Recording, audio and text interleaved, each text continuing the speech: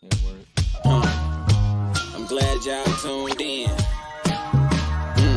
We about to get this show started.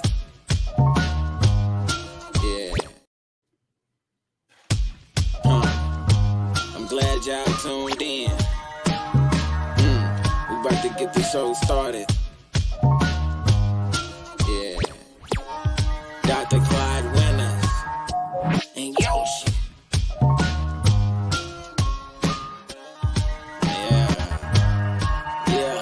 Then and now. We talking about back in the day and right now. Yeah.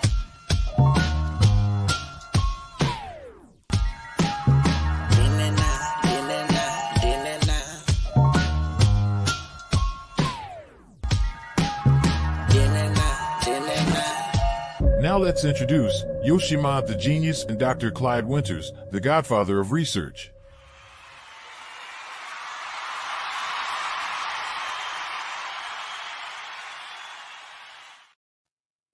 The godfather of research. What up, though? What up, though? What up, though?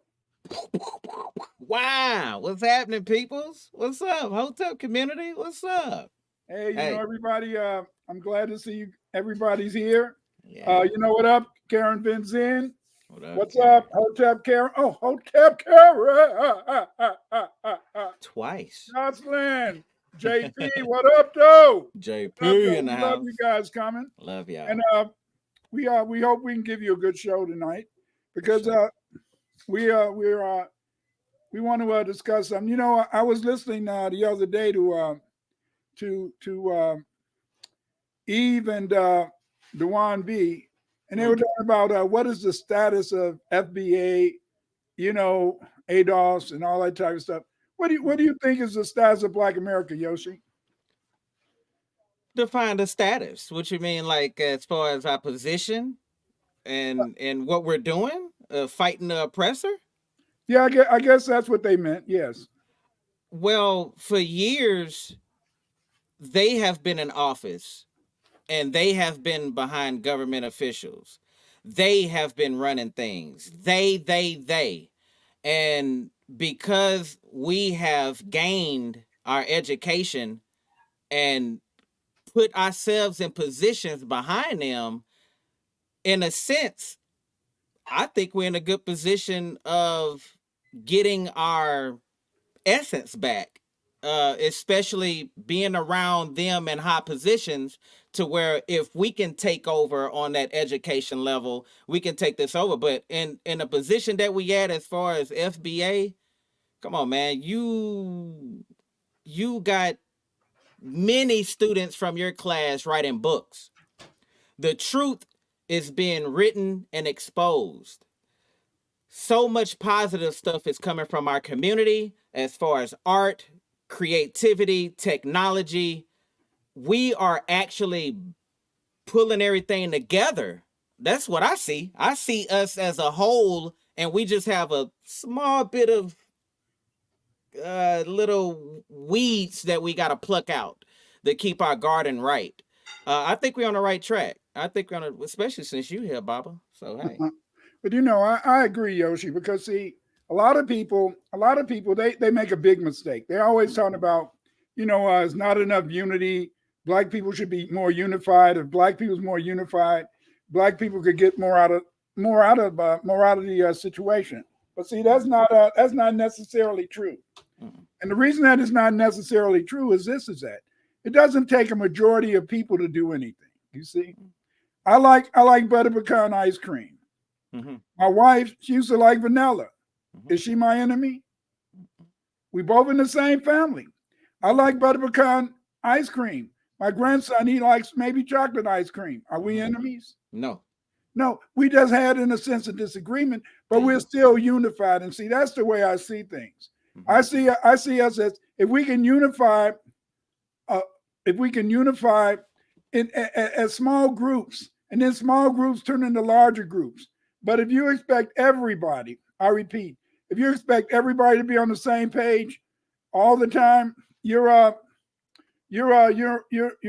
going to make it. You know, No, because I don't the end game is no matter where we depart from, no matter where we come from, no matter if you come from here, there, anywhere, underwear, you still have one person, or I'm sorry, not one person, one group of people that is attacking us as a whole. So if you don't consider yourself a unit and we're moving as a whole, they are. So when one of us speak up, they're like, nah, we got to shut that down, because if what they say, if we give a nigga an inch, nigga gonna take a yard. We got to be that camel, baby. We got to be a Come on. camel in the tent. You know, it's like Karen Benzine, just like she said. But we have to stick together. She's absolutely correct. Got to. We have to stick together. But what we had to learn is we had to stick together as family. We have to stick together as individuals, and then we can form the larger group. Because see, as the genius Neely Fuller taught us, is that those days of trying to have one leader for the whole Black community, those days are gone. You know, No. those days are gone. They take that right on out.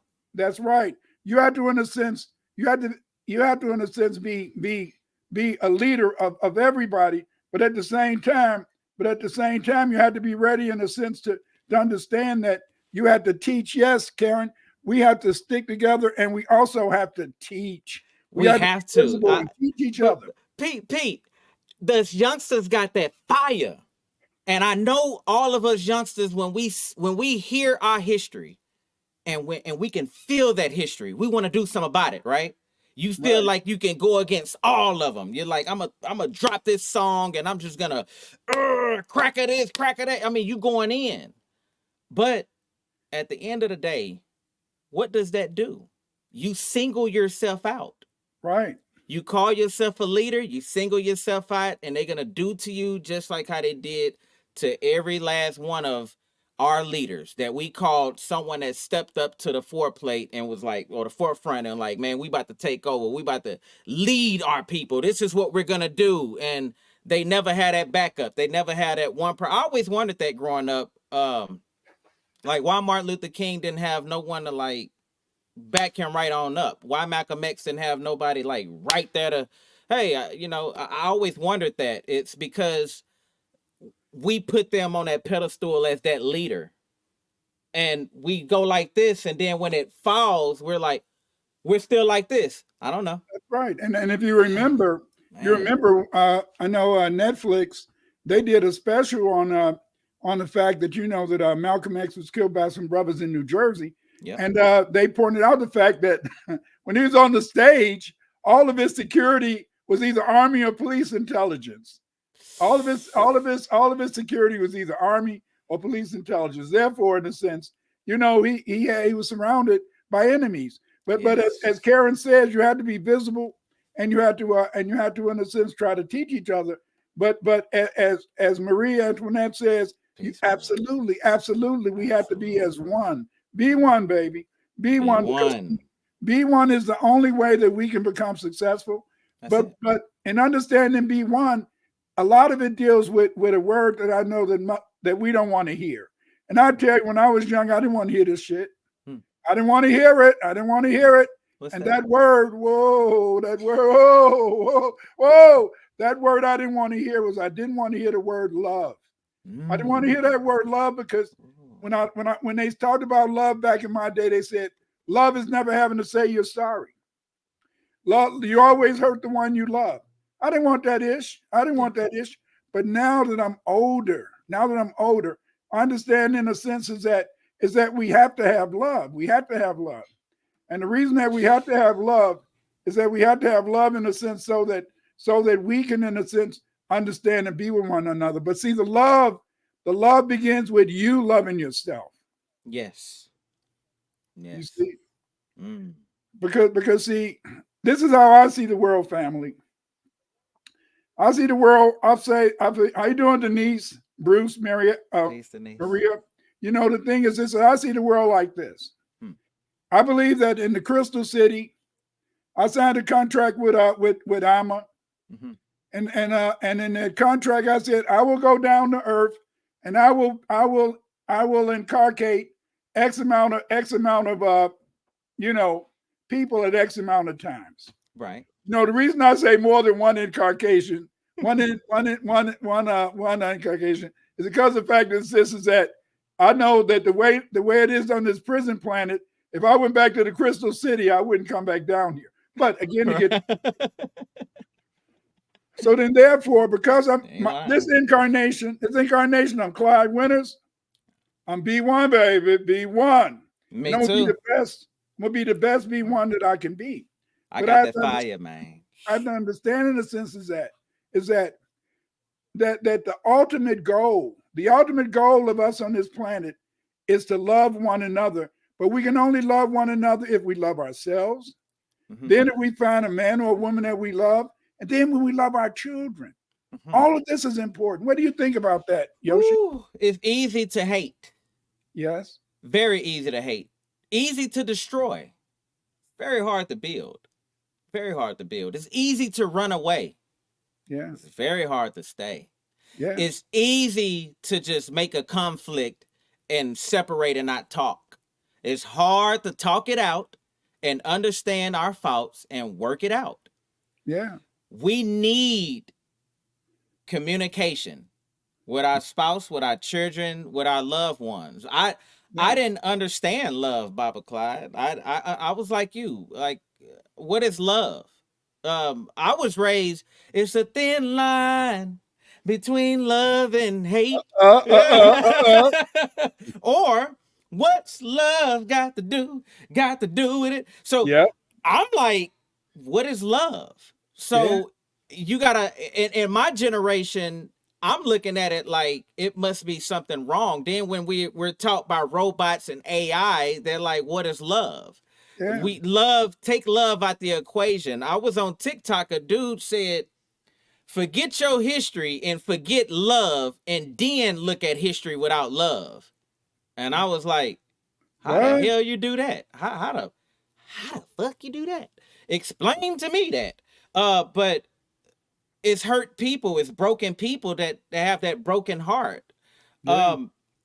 I love my wife, man. I love my son. I love my mother. It's a unconditional love, Baba.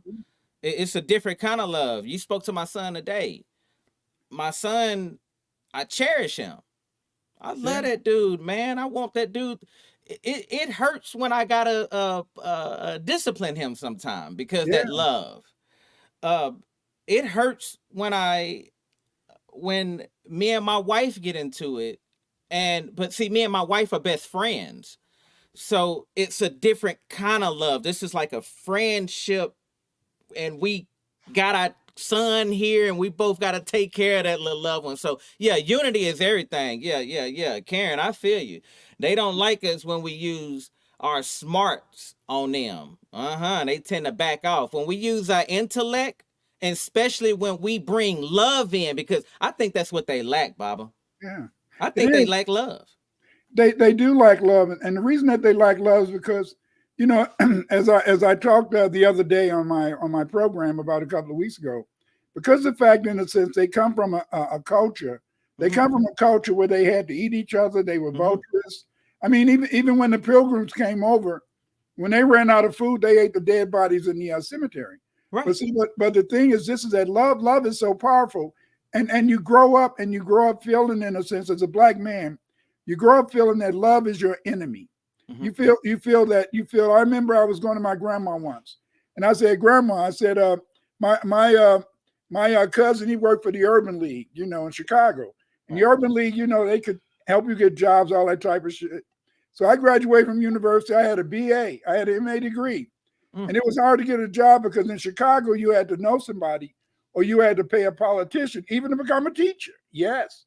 So I was talking to my grandma, and I said, I wanted my brother to do this, my cousin to do this, do that. My grandma said, okay, Clyde, yeah, okay. Then she said, are you done yet?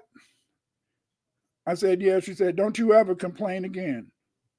She said, I don't like no whining black man. She said, you a man. Don't you ever whine to me again. Don't you ever come whining to no woman. I said, Grandma, your grandma. Wow. Anytime I ask you, you give me this, you give me that.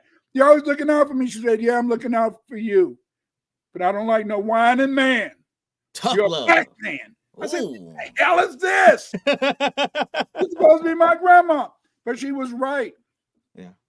As a black man, you got to always stand up. You got to Mhm. always be a symbol to your kids. You can't run to your kid and say, "Oh, I couldn't run to I got 5 sons and 1 daughter." I can't run to my kids and say, "Hey, you know, white man kicked my ass down. That's why you ain't got no food tonight." I can't say no shit like that.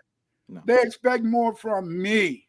Yeah. They expect more from me. See, and because they expect more from me, I have to get that example. What do you think, Yoshi? What about being the example as a father? Just, I have a high standard, and my wife works outside of the home. Okay. I work at home. All right. Me and my wife have an understanding. She noticed my raw talent and my raw skills and know what I can do. My job is to protect and nurture and keep all the energy levels right in this household. I'm talking feng shui. I cook, clean, I maintain, and that love level of nurturing. You can say, Baba, in my role, I switched. When I was growing up, Baba, the most men would say, you work with your hands. You get out there in that field and you work to provide for your house. And I did that for many years. I sacrificed a lot of my time just so I can focus primarily on building a household up. That love, that responsibility. I took hold of that. My wife, when she was pregnant, she didn't have to go out and work. She stayed at home. I didn't want her to be on her feet doing that. But my mother looked at it and said, I worked even when I was pregnant up until the last couple of days. So she was like, man, I wish I had some. I didn't get that option. Yeah. I gave my wife an option. In return, she gave me an option.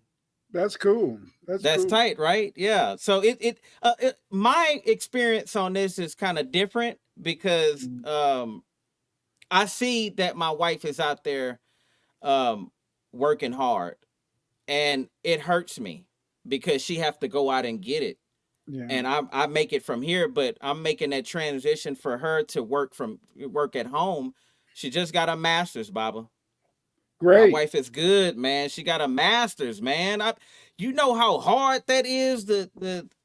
I couldn't comprehend that. I mean, as far as education, Baba, how did you go about getting your education and your master's while your kids are in school? And did you, go over them with their work? I mean, how did that bond?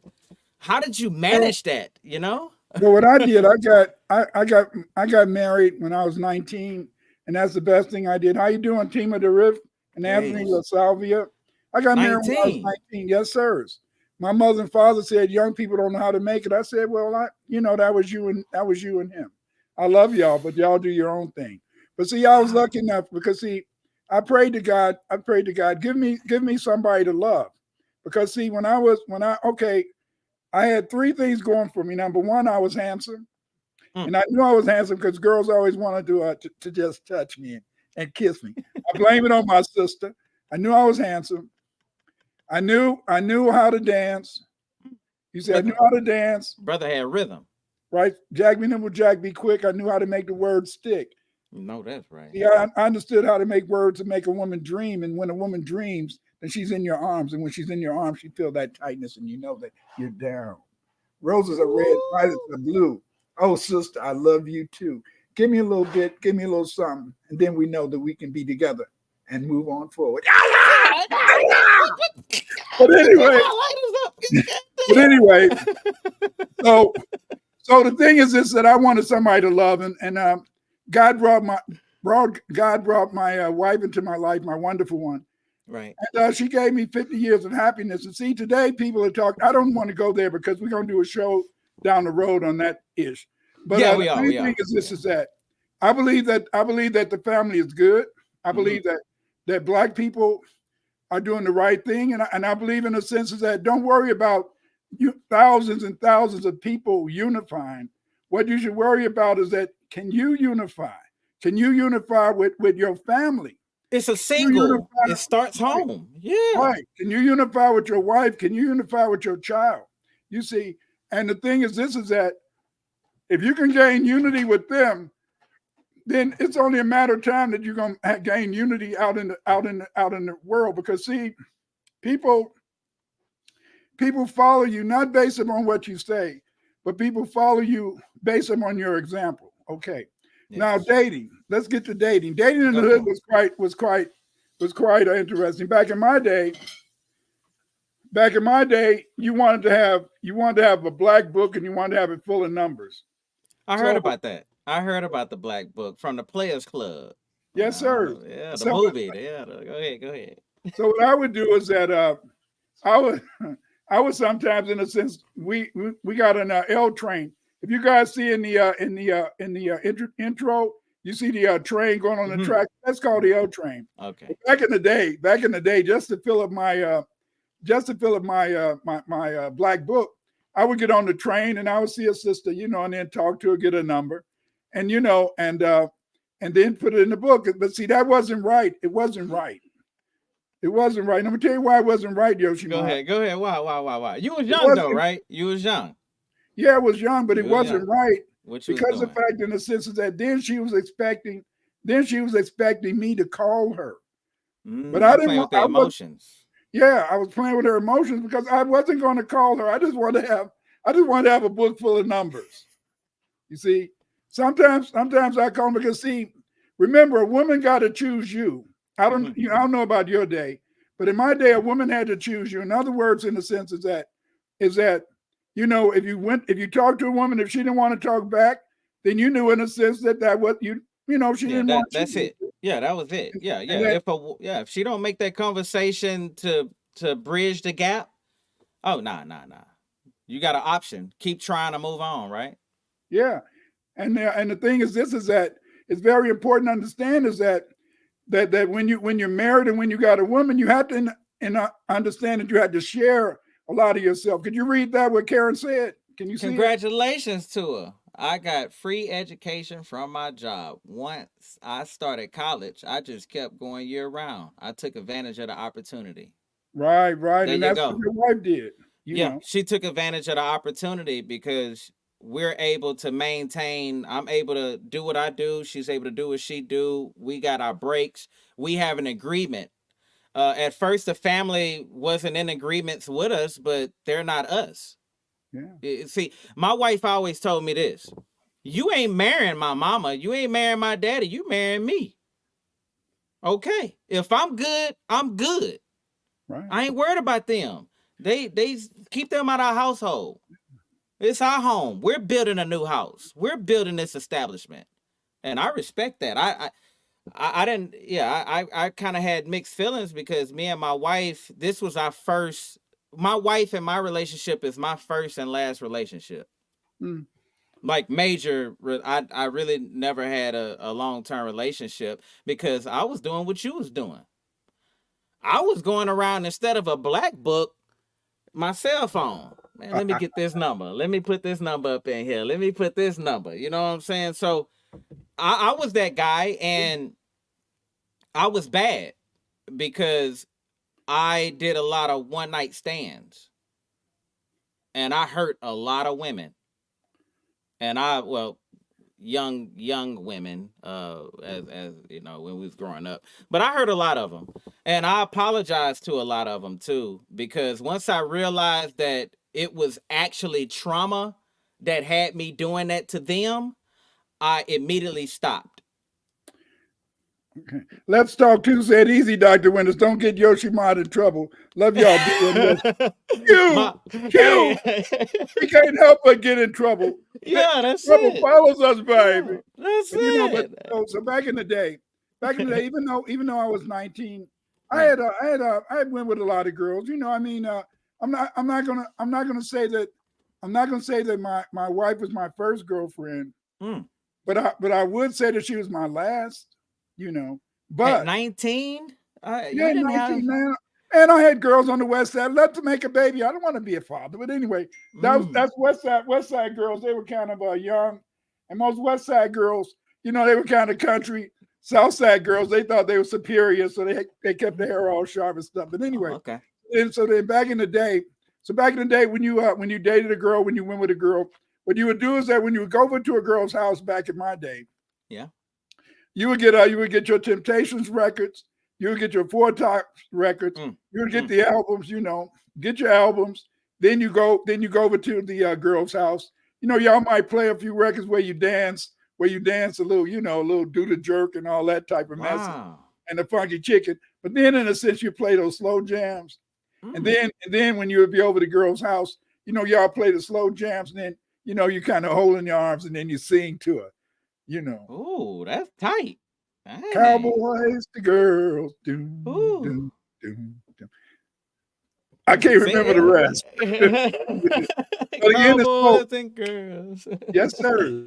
Shoot 'em up, bang, So then bang. yes. And because of the fact, in the sense that I could dance and I could do these things. So it was kind of a lot of fun, you know, and it was fun. But see, when I was dating, you know, I wasn't always expecting to get sex. You know, yeah, your daddy and your uncle. That's all your daddy and your uncle talked about. When you gonna get sex? Clyde, you have a girlfriend? If you got a girlfriend, well, hey, when you gonna get sex? They want to hear the story.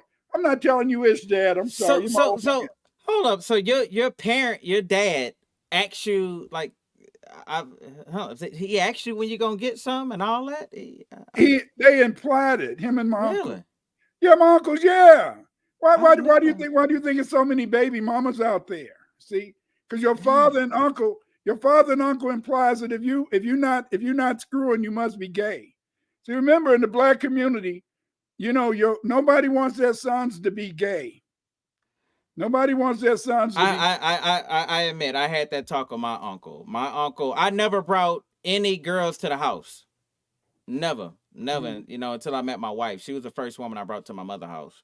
Yeah. But I never brought any of my flings to the house because I always looked at them as, you know, that's something you don't bring home.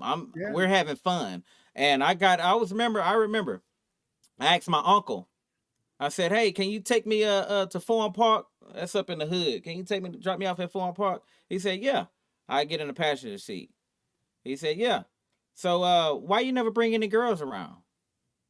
I said, man, I was uncomfortable. I was like, what the fuck you mean? You know, all that's going on in my head. I'm like, what's going on? And he's like, yeah. Why? I never seen you with any girls. Why you don't never bring them around? I said, well, your son already got a baby.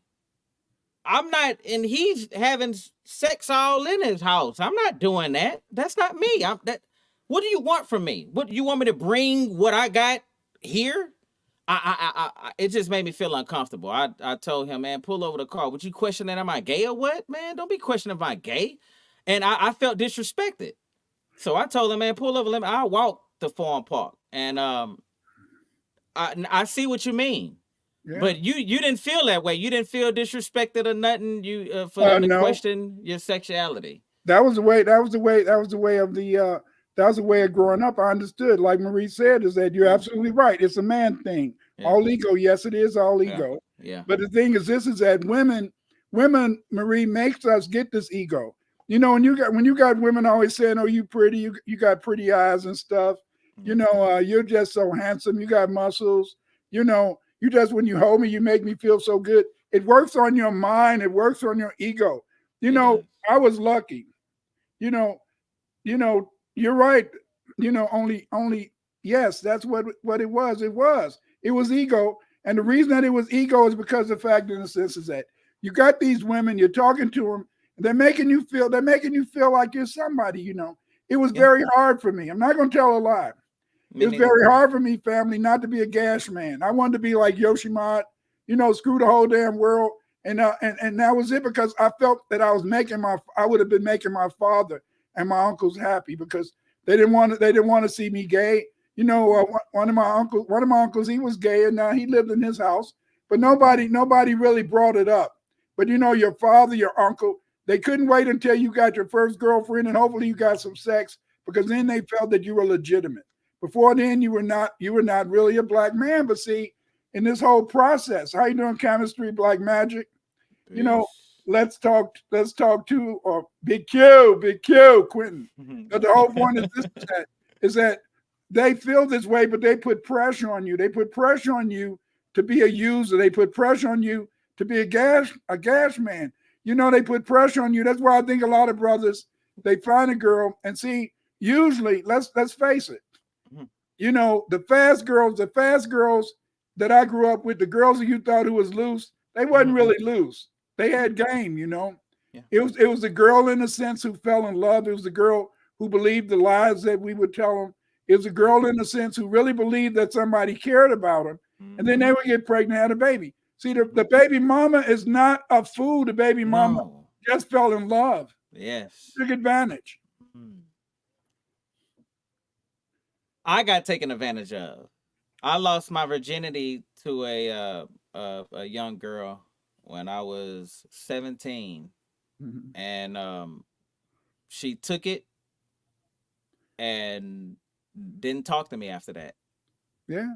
And she went to another light-skinned dude in the same high school. I seen her. She was hopping around, man. And when I was younger, man, look, girl, if you ran track and had them track legs, man, that when that girl did that, I didn't know what to do. But I seen her at school. I didn't know how to talk to her. I was like, what the hell? She was hugged up with another light-skinned dude that favored me. And I was like, what the hell going on here? So that started everything for me. It kind of messed my head up to where I only had these one night stands. You see how that played out? But look, back to what you were saying. All right. My homeboys, I get around them. Man, you remember Pam up in there, man? Yeah, I had her flipped out. Yeah, man. Don't say that name. I had Don't say that name. Don't say that name. Pam's were very free-hearted. I know about 4 or 5 of them. Pam's.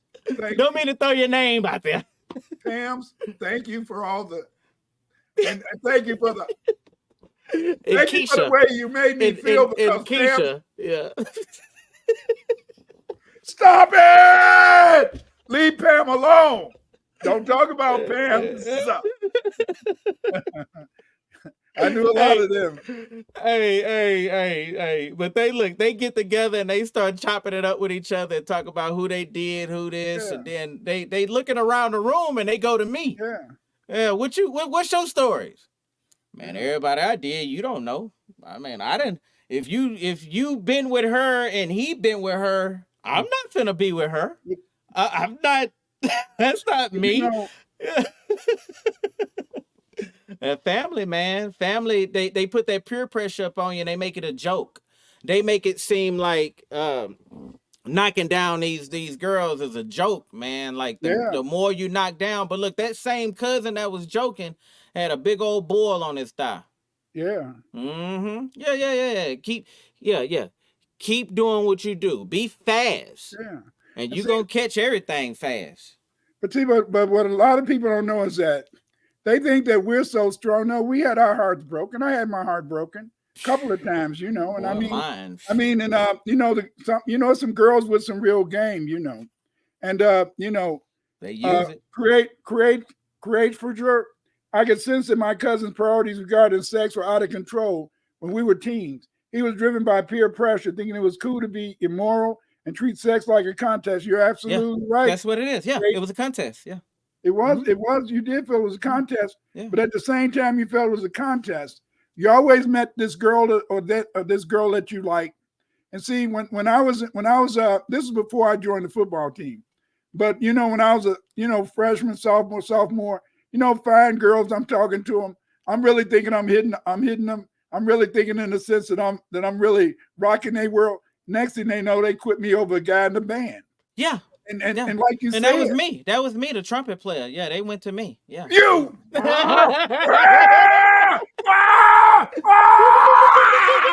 what you was doing? You was spitting that game. I was like, What he say to you? I make a song out of it. Yeah, yeah. I may be still experiencing trauma, but anyway, so and then because he like you said, Yoshi, Yeah, you feel so funny is that you was with this girl, and now this girl had quit you for the guy in the band, yeah. and you thought you had something going, and but a lot of times women don't think that our hearts can be broken. Yes, our hearts can be broken too. Mm-hmm. You see? You had butterflies. You had them butterflies. Oh, you had that feeling. Yeah. Oh yes, that's what that was the fun of when you first fall in love with somebody. Yeah. Some people sadly, family, some people never get over that. Some people always want to find that feeling, but you can't always find that feeling. You see, you can't always find that feeling. But some people they spend all their life trying to find it.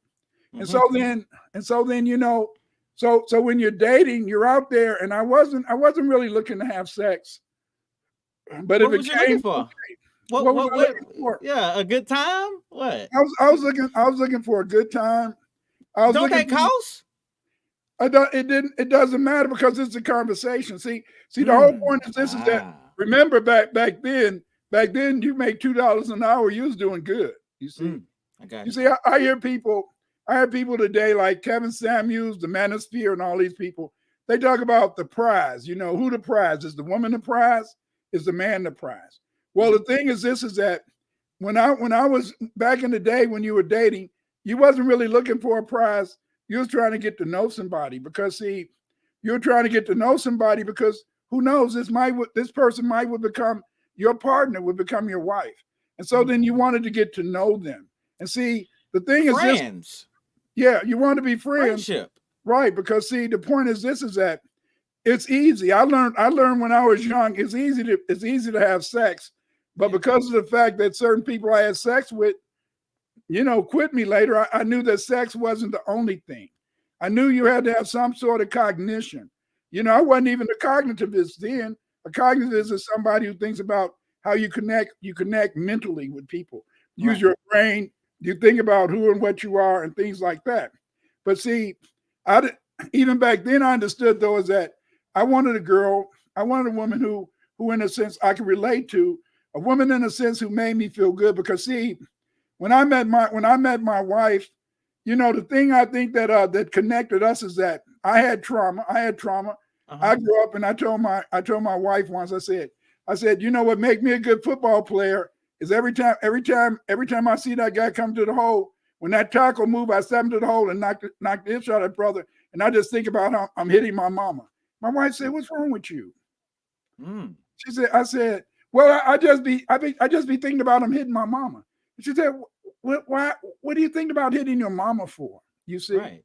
And the point is this is that because I felt in the sense that my mother, I felt that she gave love to everybody but me. She gave love to my sisters. Okay. She gave love to my little brothers. And so, my sister came right after me. And when you have a sibling that comes right after you, feel that they're taking away your place, you see. And so then when I talked to my wife, I told her about those things that hurt me growing up. She told me about those things that hurt her. See, the thing that hurt her is that her mother came up from Alabama, and she came up to Chicago. And she you did things back in the 40s and 40s and 50s. I mean, hey, you kind of went out and sold a poutine. Right. Some yanni. Yeah, yanni was for sale. Some food, or somebody give you a chicken dinner, then you knew you had to have sex and all that type of stuff. Right. But she would always tell my wife that stuff.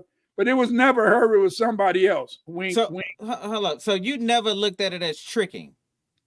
No, because you're getting a full conversation out of the deal. Yeah, because you're getting to know the person. Right, because the whole point is this is that it was easy to get sex. It was easy to get sex. And since it was easy to get sex, yeah.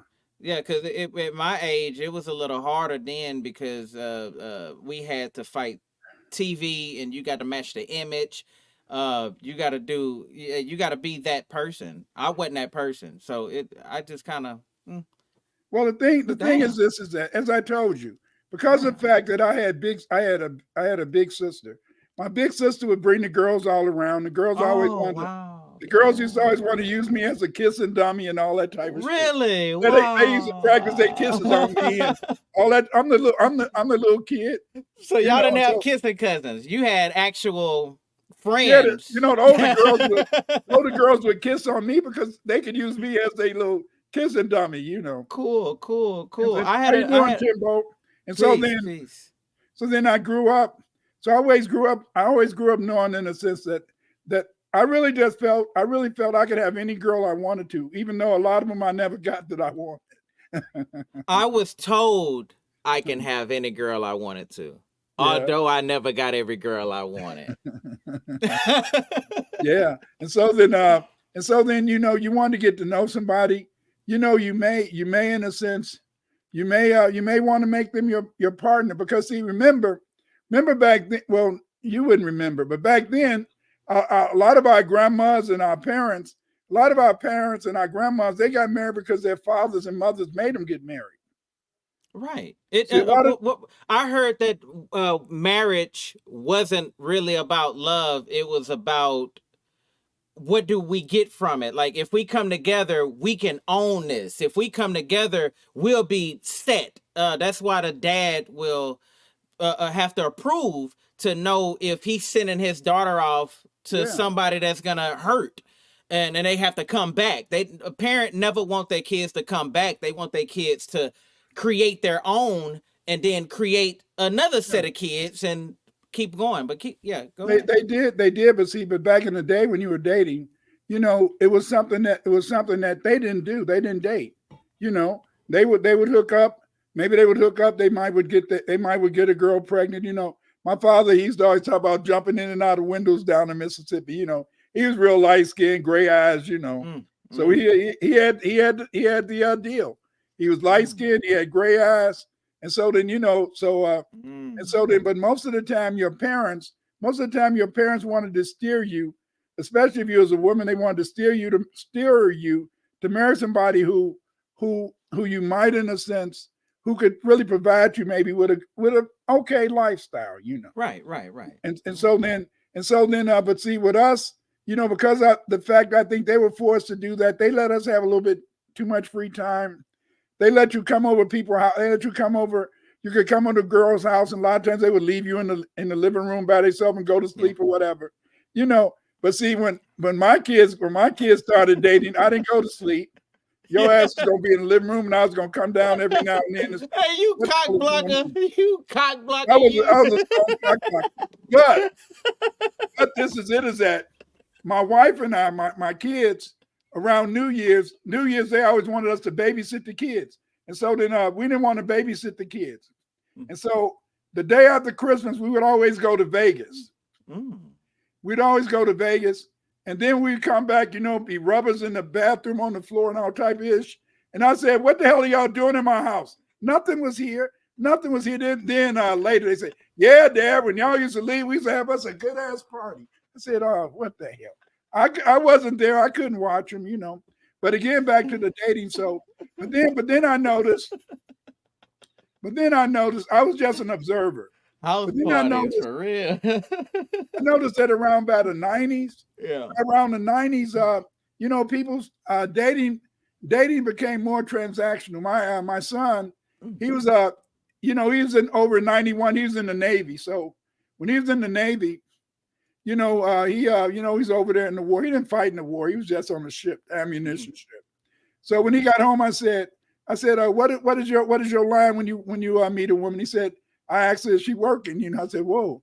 Back in the day, we didn't ask a woman if she was working because many women didn't have those job opportunities until after the white man, after 68, 69, they wanted to break up the black family. That's when they started giving women more jobs. And so then, but what I noticed by the 90s is that it was really hard to date, you see, because by the 90s, you couldn't take a woman out in the 90s and early 2000s unless you was taking them to, you had to take them to, what was the people taking them to? That restaurant, the Italian restaurant, the Green, whatever. Olive Garden? Olive Yeah, Garden, yeah, you gotta go to Olive Garden and Red and you had to go Red Lobster, baby. You had to go to Red Lobster by the 90s, early 2000s. Hold on. If you couldn't take a sister, to Red Lobster, you wasn't ish. They wasn't gonna go out with you. They talked about you. I don't know. Yep. Yeah. Maybe you was engaged in that. I don't know. No. You're right about that, but no, I didn't do none of that. I never did what the masses did as far as relationship. Like I tried to do stuff, romantic stuff with my wife and do all that, but my wife is like, nah, I want you. I don't need all that other stuff. I want you. Yeah. What we got right here? It was rough trying to choose a sister when I was a teen in school. I came from Harlem, and during the aftermath of the crack era, a lot of black females was angry, brokenhearted, and traumatized. Ah, That's from Create Soul. can you Junior. speak on that? Because I wasn't dating then. Can you speak on that? What was happening in Houston?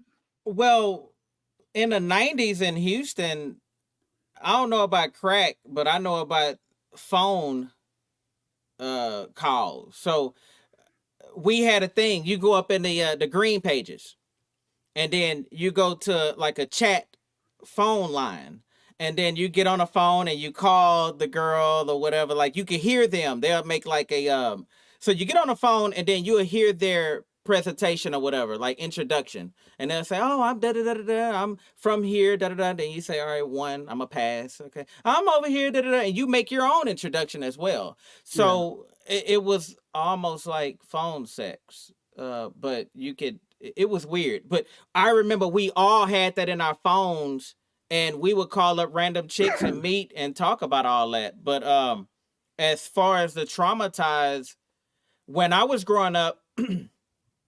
In our school, they lined us up. All the boys and girls lined up. And they said, it was probably 10 of us. They said, 6 of y'all will be raped or have been raped. Yes. Yeah. That's what they taught us. They said, now, the rest of y'all, you may have 3 of y'all in this bunch that may die before y'all become adults. And then the rest of y'all will actually live y'all life out to do what y'all got to do.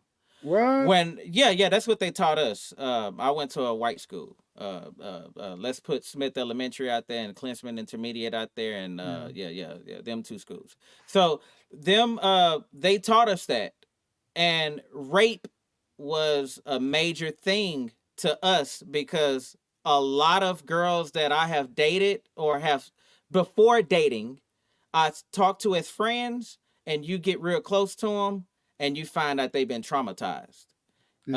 You find out the reason why they're so hot is because they have been like that. So, my trauma on that was I was introduced to porn at a young age, very young, and I didn't know what was going on. I used to steal tapes from my dad. So trauma in my generation, we had tapes, the XX tapes. We had the phone sex, the phone talking. Internet was just coming out, so we was able to be on MySpace, and we was able to see pictures. Once the cell phones came out, and we was able to be mobile, now it was the lying and cheating game. Now we have to go to these houses and we got to figure things out. When your mom come home, when your dad come home, and we're trying to find out what house we could go to chill in and see what girls we could bring to that house. So yeah, like I said before, I don't know about the crack, but I do know about that phone, the XX tapes that came out in that time where it was a big boom on that. You got to remember when the internet came out, the porn industry boomed. It blew up. So therefore, they was doing a whole lot of that. There's a whole documentary on that. So it was the LimeWire. It was bad for me growing up because when we got World Wide Web, Baba Clyde, like I said, that black book was a thing of the past. I can talk to anybody in Houston.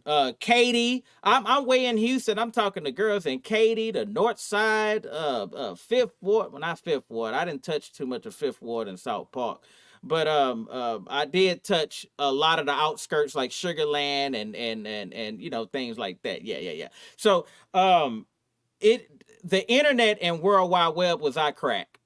Yeah. I think that brought us too close to not respecting one another, because you got to remember we had a lot of distractions, Baba. You was able, your cousins was your distractions. You had girls over here, football. You had this. That's normal. We had that on top of media, on top of television. You got to remember. Them white folks was teaching us not to love. They was teaching us how to dog women. The music, dating in the music was bad. We had Uncle Luke. Come and pop that say. Hey, pop that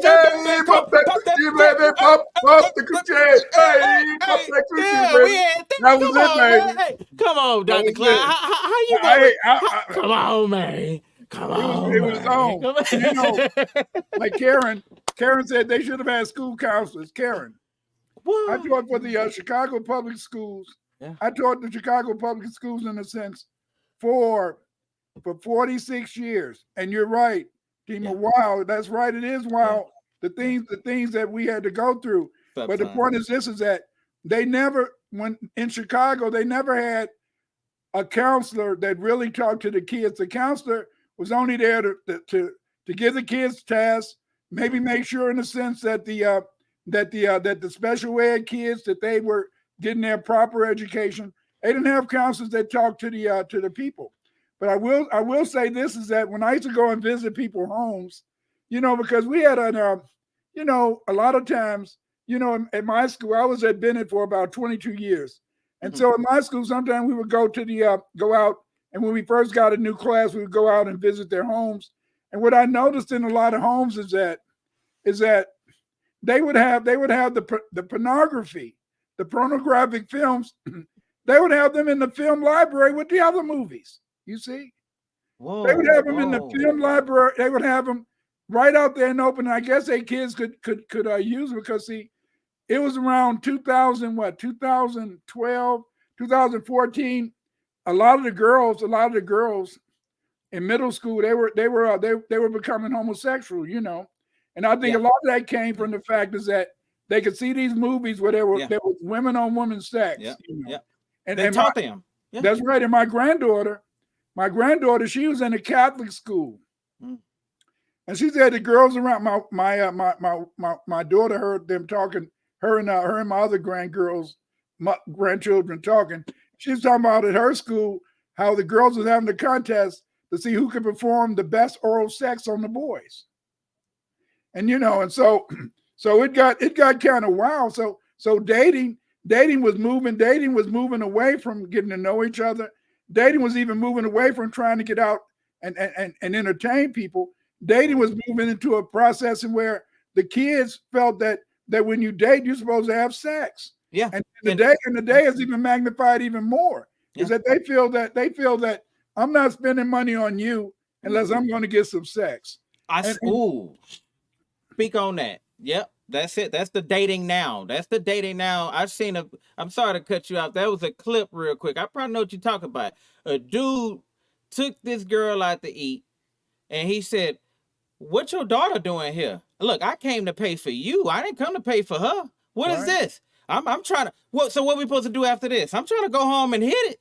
You got me mistaken, man." And he got up, got on his phone. He's like this. He's like, "Man, you got me mistaken, man." She think I'm finna pay for her and her daughter, and the daughter, poor thing, looking real sad. She caught up in this tragic mess because the mother believed that if he's gonna pay for the Yanni, then he need to not only pay for this Yanni, but I need to know he could take care of the household. But it's bad because why does it get to that point? How did it get to that point, Baba, to where we're looking at each other as if I pay for it, you do this for me. Where did that come from? Because I read somebody up here, they said something about that's the Caucasians doing that. That's the white folks with that no love stuff. That's that white folks with that porn and that neglect, and now you got everybody eating the exit.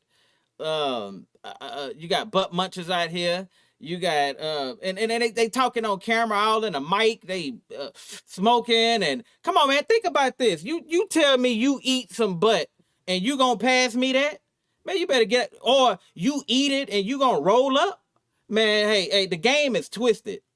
The game has got twisted, Baba. It has got twisted like a joint. It's thrown out. Throw that crap out. Nobody don't want none of that, man. Weird. I can dig it. Let's take a little interlude and listen to a little music. Ooh. All right, y'all. We're gonna set the tone real quick, and I want y'all to listen to this tune that I have, and I hope y'all can relate to it. I know y'all can. It's gonna be on stream. What is that called? SoundCloud for a little bit. I'm gonna give it 24 hours on SoundCloud. I'm gonna put the link in the description. Go ahead, Baba. Okay, let me set it up. All right.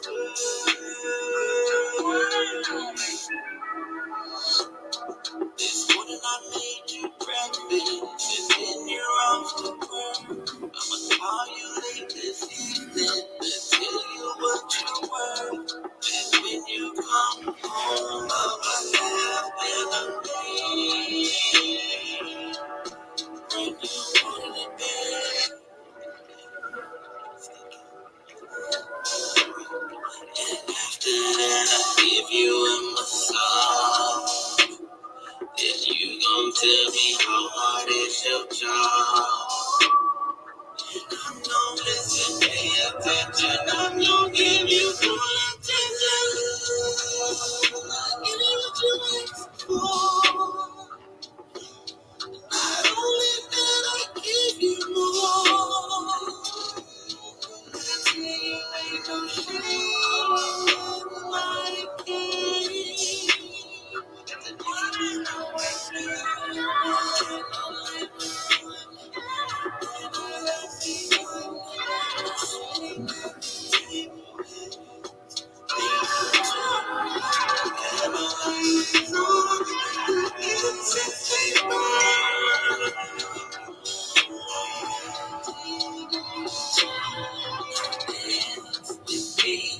Let's be someone. Now dance with me. Let's be someone. Now dance with me. Let's be someone. Now dance with me. Let's be someone. All right, all right, all right, all right. Right on, right on. You know, it's again, that if you want to hear that again, go to the Yoshimod has put in the chat the On SoundCloud. Yeah. it's on- Y'all go to SoundCloud. Y'all go check that out. I apologize for the quality. If y'all go on Thin and Now, y'all add, I'm gonna put up the link for the other YouTube page that we have for Then and Now. I want y'all to subscribe to that as well, along with this one. That is where I do the editing for the previous shows and put them up there. And I actually put the actual audio on there, so y'all be able to catch it. I really appreciate y'all for listening to it. The song is called Dance With Me, and it's basically saying that I'm here for you as my wife. I'm here for my wife. I'm here to cater to her. I'm here to help her out. Whatever she need, it is done, because I know she had a hard day at work, and I know she had to deal with a lot of stress and a lot of bull. And that song is one of the songs that I also let my son hear, to let him know that, you know, daddy do love his mother. And that's something that I noticed that it's very hard to share with these kids as well. The chemistry, I love that. The chemistry that we have behind each other, because my wife wasn't no hold hands type of wife. My wife wasn't no let's be in public and show our emotions. My wife is not that kind of person like that, but I asked her to embrace our love around our son.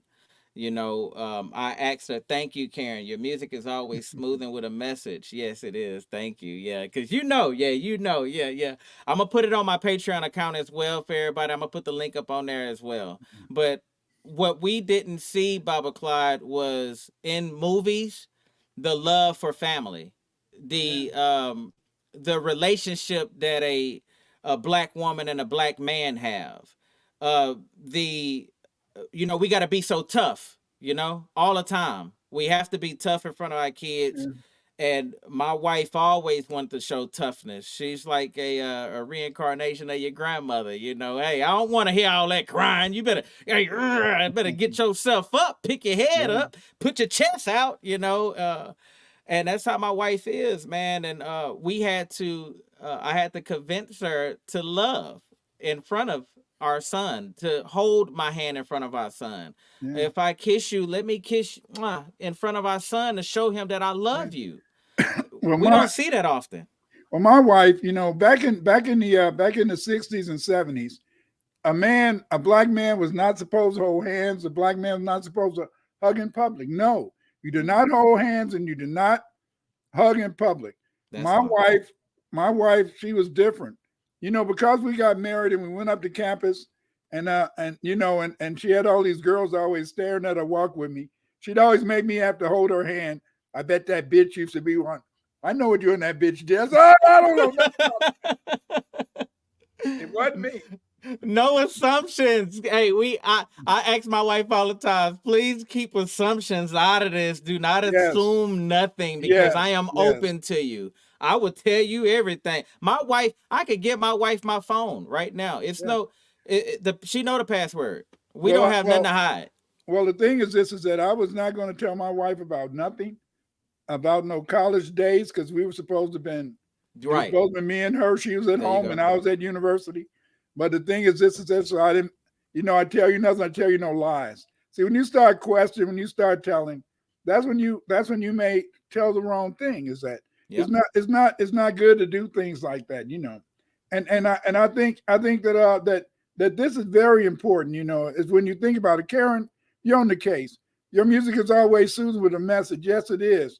But even more than that is that this is the point, is that we need this. We need music with a message, you know. We do. Back in the day when I was growing up, it was easy to fall in love. It was easy in a sense to want to be with somebody. But I mean, hey, when Luke came out with you know, pop that, hey, pop that, baby, pop.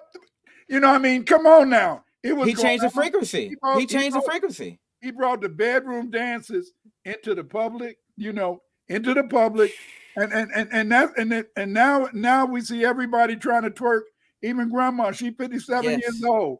She got a super shape, look dynamic, and she out there twerking. No, my grandma, when she was 57, she looked like a good old lady.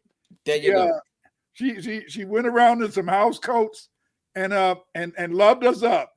Now the grandmas, they 57, 56, they got beautiful shapes. And they want to twerk, baby. They want to twerk. They want to get down. They want to hear what the young listening to. Now, Baba, real quick. I had a question. go ahead. What is your thoughts on cheating in dating? My thoughts on cheating and dating is that Yeah. the thing What is this is is that? that I know you believe in karma. I believe in karma, but I believe that if you're cheating and dating, you know, you better not get caught, you know, because see, the thing is this is that you know, that I'll put it like this: when I got married, Mhm. I told my wife, she said, "Well, we're gonna do this and we're gonna do that." I said, "No, baby, we're gonna take each day one day at a time." She Right. said, "Okay," but she said, "But Clyde, if you cheat on me," she said, "don't ever ask me for forgiveness because if you cheat on me, you cheated." I said, Right. "Well, my daddy cheat, my uncles cheat, everybody cheat. My mama didn't say that. My grandmama didn't say that. Why are you talking this shit?" And she said, "You can call it shit if you wish, but she said if you cheat on me, it's not going to be the same. Mm. It's not going to be the same." And so then, therefore, in a sense, you know, you work, you're going a thin line. See, Yeah. I made once I got married, I made seeing how much love a black woman could give you as my experiment. That was my experiment. And I felt that my father and I felt that my father and my uncles, you know, my mother and them, they were together for maybe 40, 50, 60 years, whatever. But the point is this is that they didn't have that closeness, they didn't have that tightness. And I think it's because of the fact, in a sense, is that they were cheaters, you know, but how could they help themselves? I mean, how could they help themselves? My daddy, light skin, gray eyes. What could he do? He couldn't help himself. But the thing is, this is that it's consequences. He could have. It's consequences, you know. My wife told me, you cheat on me, I'm gonna cut your balls off and hand them to your partner. Yeah. I said, okay. Yeah, I like my nuts. well, Go ahead. your wife like would seem like my wife. They didn't lie, and now No. see, and so then No. that was just it. But the point is this: is that I understood. See, because remember, because see, family, I didn't get married. I didn't get married because I had to. I got married because I wanted to. Me I too. wanted to. You see, because see, since I had game, I knew that my wife would have been with me. We could have shacked up for 50 years instead of getting married for 50 years. But what made it different? What made her different that stood out? Because you said you was around here, you know, you had the game, you had the Yeah. looks, you had the charm.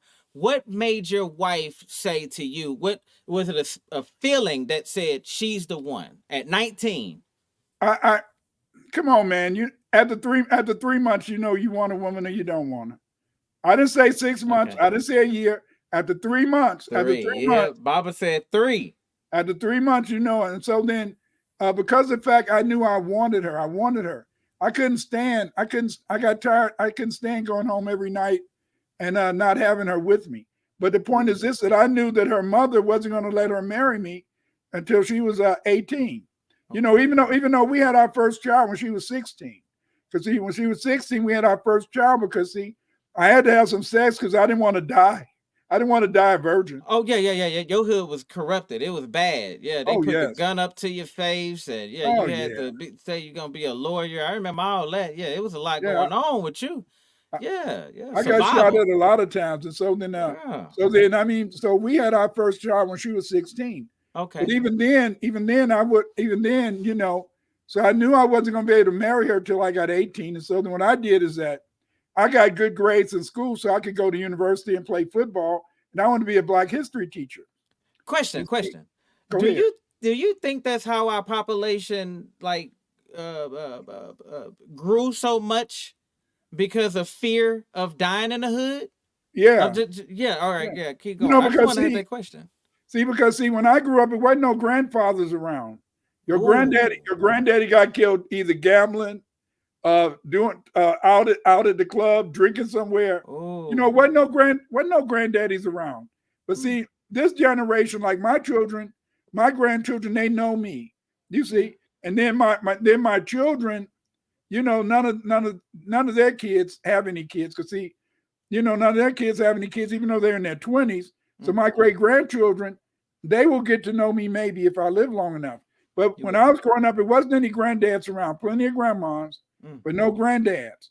Because the fact is, most of them got killed. You see, You're right. I never met my grandfather. You're right. Yeah. Both on both sides. Never met him. Yeah, and so then, Wow. so then that was something new. But see, and so then, man.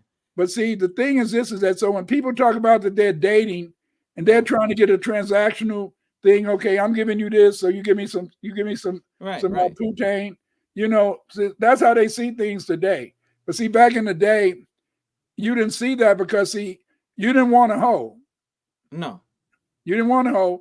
And so then if a girl gave you sex too fast, well, she's a hoe. Well, I'll just hoe her and move on. You see, I was told hoes back then is different from hoes now because see, a hoe. No, an old hoe said, y'all young hoes don't know how to be hoes. Y'all got all this makeup up. Y'all can't even hug the man y'all hoeing with. It was the same y'all thing. leaving makeup all on them. Yeah, but they used to leave that fat girl perfume on your ass.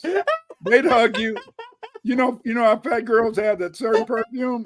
Well, even the skinny girls would have that perfume when they hug you. They want to hug you and get close and then put it on your neck, hug you around the neck. So you'll be taking that smell home. You better take a bath quick. You had to take a shower. See, women know how to leave a mark on you, man. They know how to leave a mark on you, so that like a lot of women back in the day.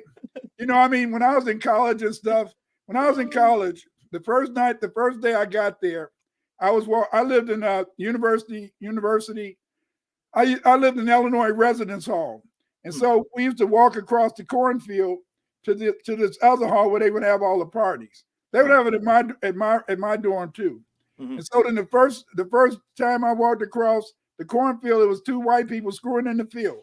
Damn. Whoa! Yes. And at the residence hall, it was white people. They be screwing in the rec room, put a blanket over and just screw. It was just sex. My advisor, he was a brother. He caught all type of venereal diseases. I was about to say because I didn't think y'all had too many diseases back then. Oh yeah, because he was doing all those white women. Man, he had about 7-8 venereal diseases. God damn. And he had diseases. I don't even know if they let his ass come back down to Mississippi. That thing should have fell off. So you had so much sex, and so the girls, when I was in college, they thought you were square if you didn't ask them for sex. I was kind of a little lame when I got up there. So I went over this when I was with this girl, and so I said, let's hurry up and go to the party. She said, well, I got to get dressed. So she's getting undressed and all that type of stuff. And I got up. I was a fool. My father would have whipped my ass. I was a fool. I said, well, I'll see you at the party. You take it too long. No. I learned. You were supposed to watch. I learned. You were supposed to put your glasses up and watch. But see remember, I grew up with my mom and them always talking about Emmett Till. Mm-hmm. You know what happened to Emmett Till down in Mississippi. Right. And so when I got to University of Illinois in '69, you'd always hear about these brothers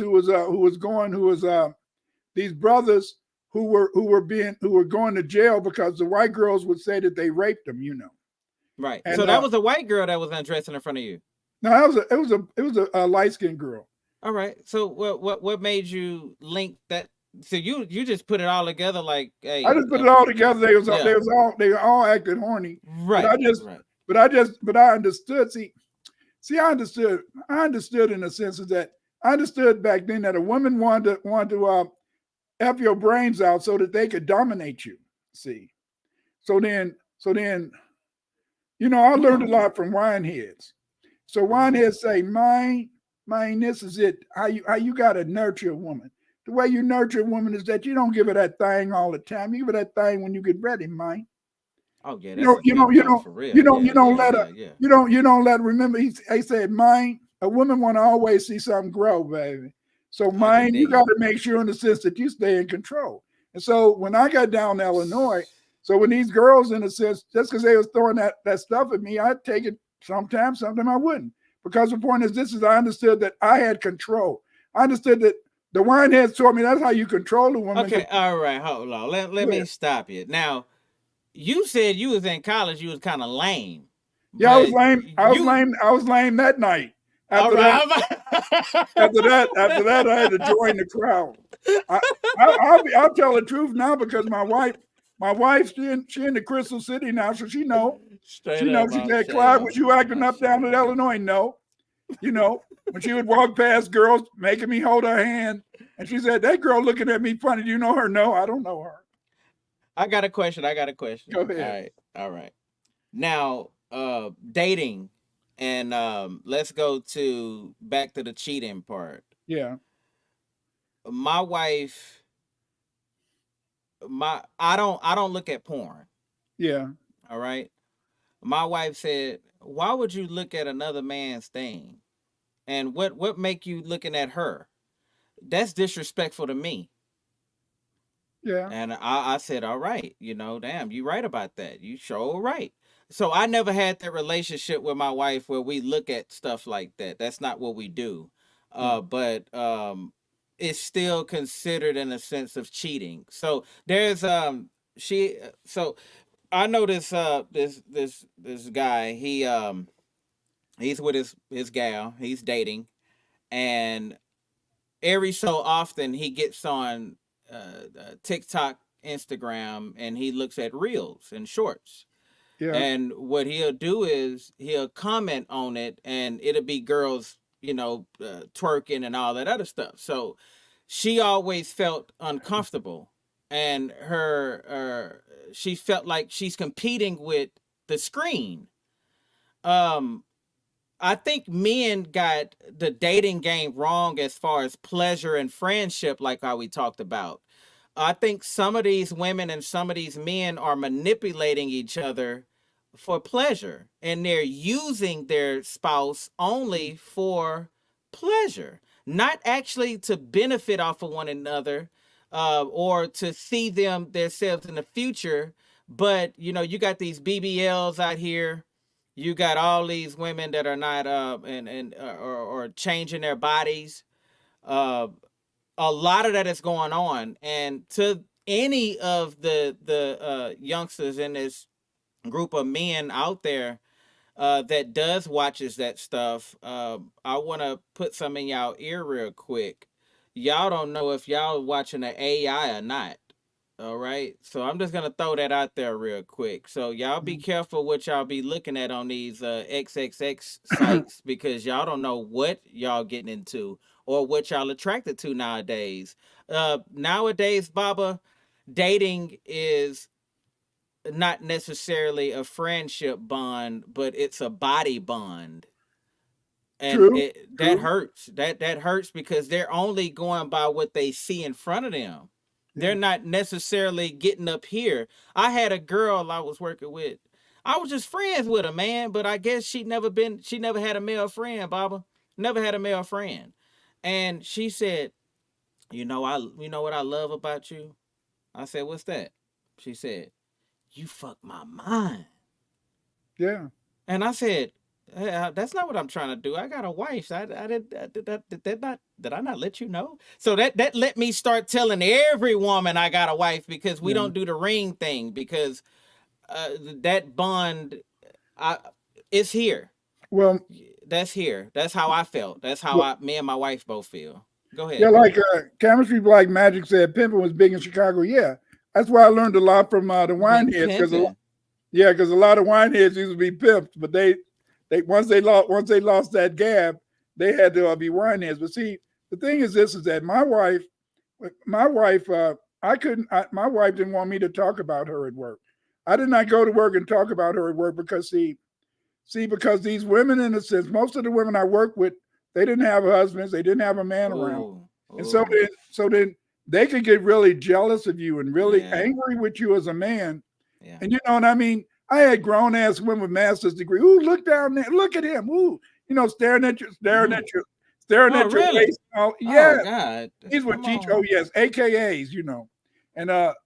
And so then the thing is, because AKA, you threw it out there.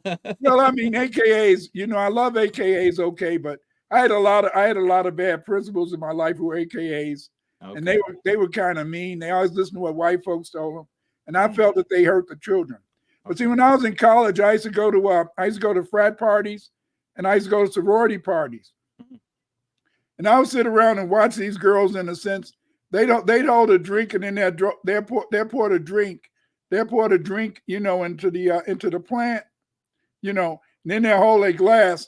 And so then later, the guys ask them to go upstairs, or they'll take a guy upstairs. Then the next day, now I saw a lot of these girls, and they wasn't drinking this, man. And then the next day they'll say, "Oh, I was drunk when he took me upstairs." I don't even know what happened. Do you know what happened? And I was looking at your ass, and you was not drunk. But see, that's one of the things that you can get a bad.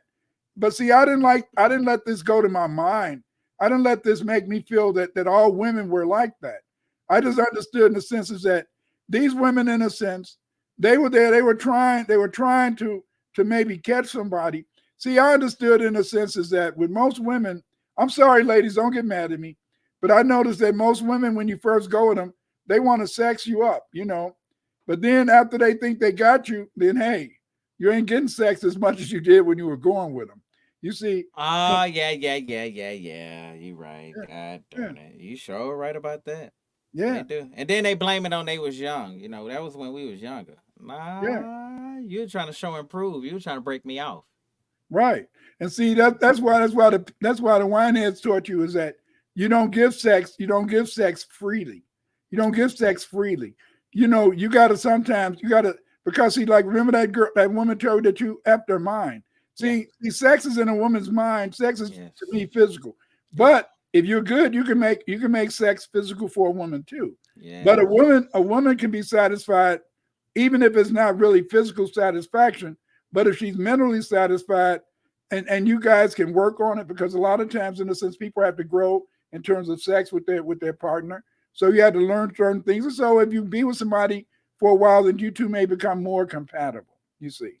Raise the vibration. I know that's right. Yeah, raise the vibration. Yes. But see, the whole thing about dating today is that dating is transactional.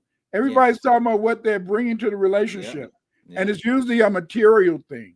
And see, as you said, that when you were trying to get to know your wife, and how you see you're building something, you're building a spiritual relationship. Yeah. See, people don't understand. I was listening to one person, and they was talking about the fact is that when a woman has, in a sense, when a woman has a lot of sex partners, every time that semen enters her body, they were talking about, in a sense, that in a sense leaves a stain, and it does. Because anytime a woman has an orgasm or you have an orgasm, it opens up your chakras.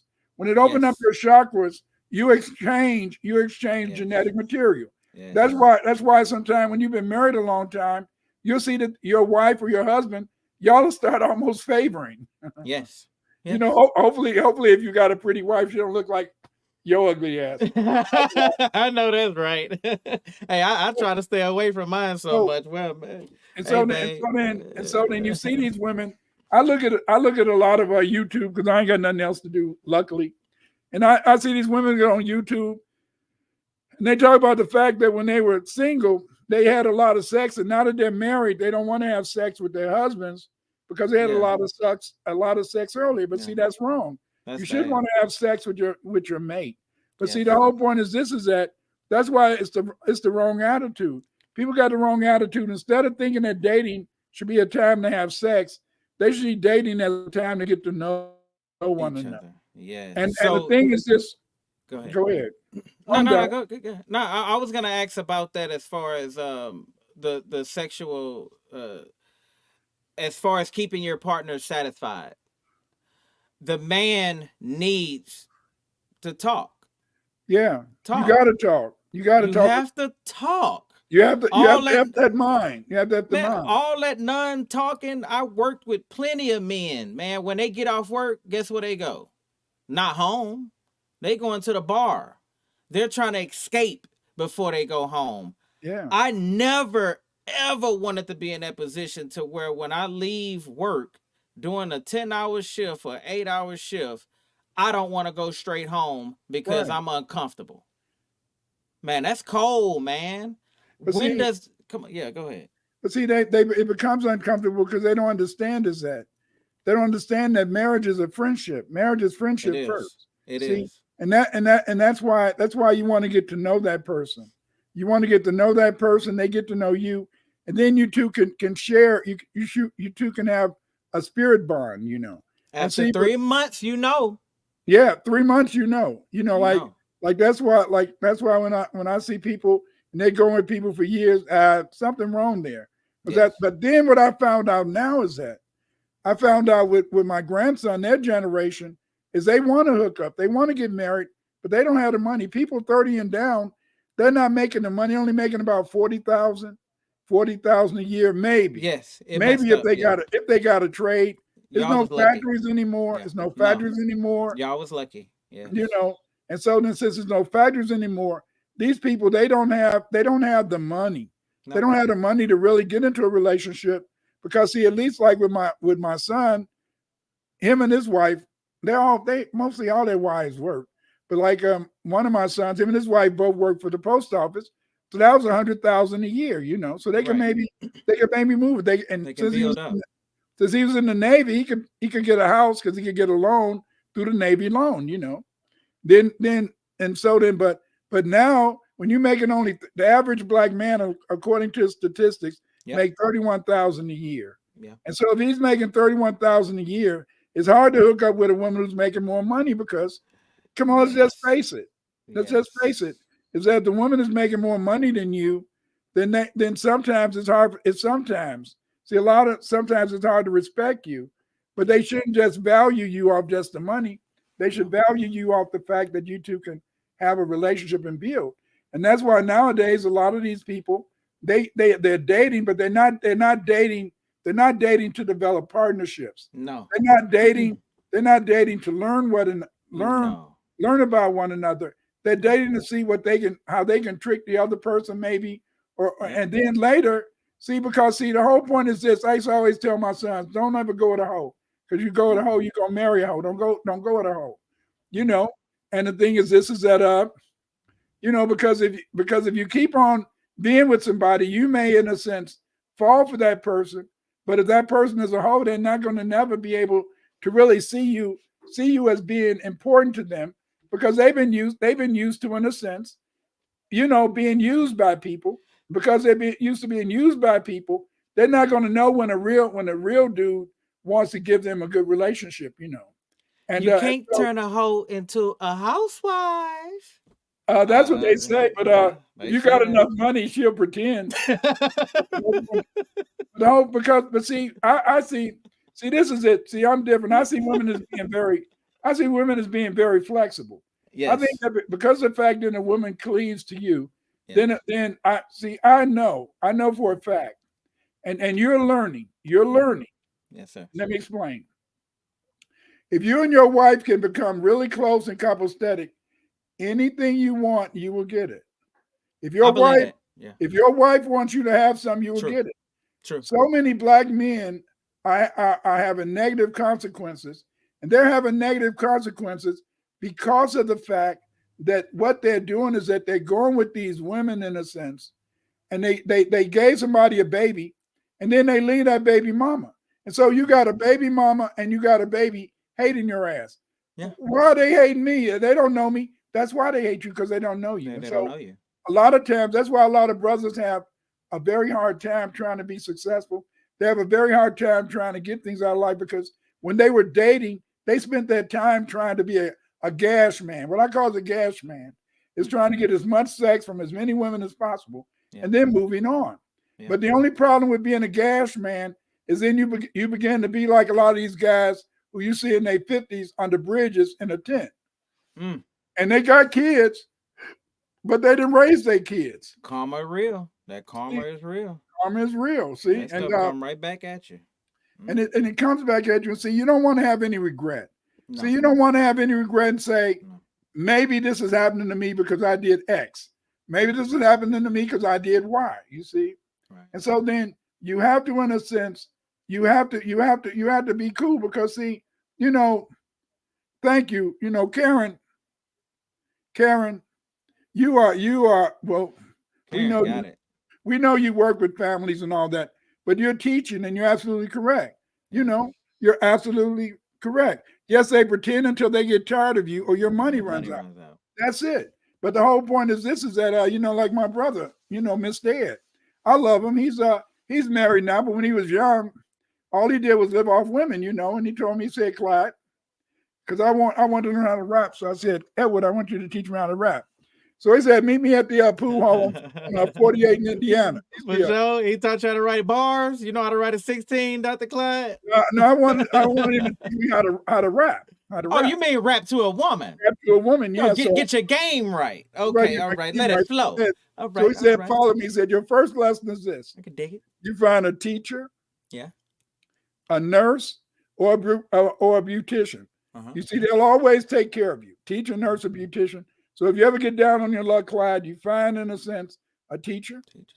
And or beautician, and then they're gonna take care of you. You know, as long as you can lay that, you know. You gotta be able to do that. Yeah. And I'll admit, in a sense, maybe he was right, but that wasn't me. In the love. Hey, when you was growing, hey, I heard talk of y'all. Remember how you said your son asked a question when he was out. You know, do you have a job? Yeah, do you have a job? Yeah. I was told in your time, y'all used to ask, did she have all her teeth?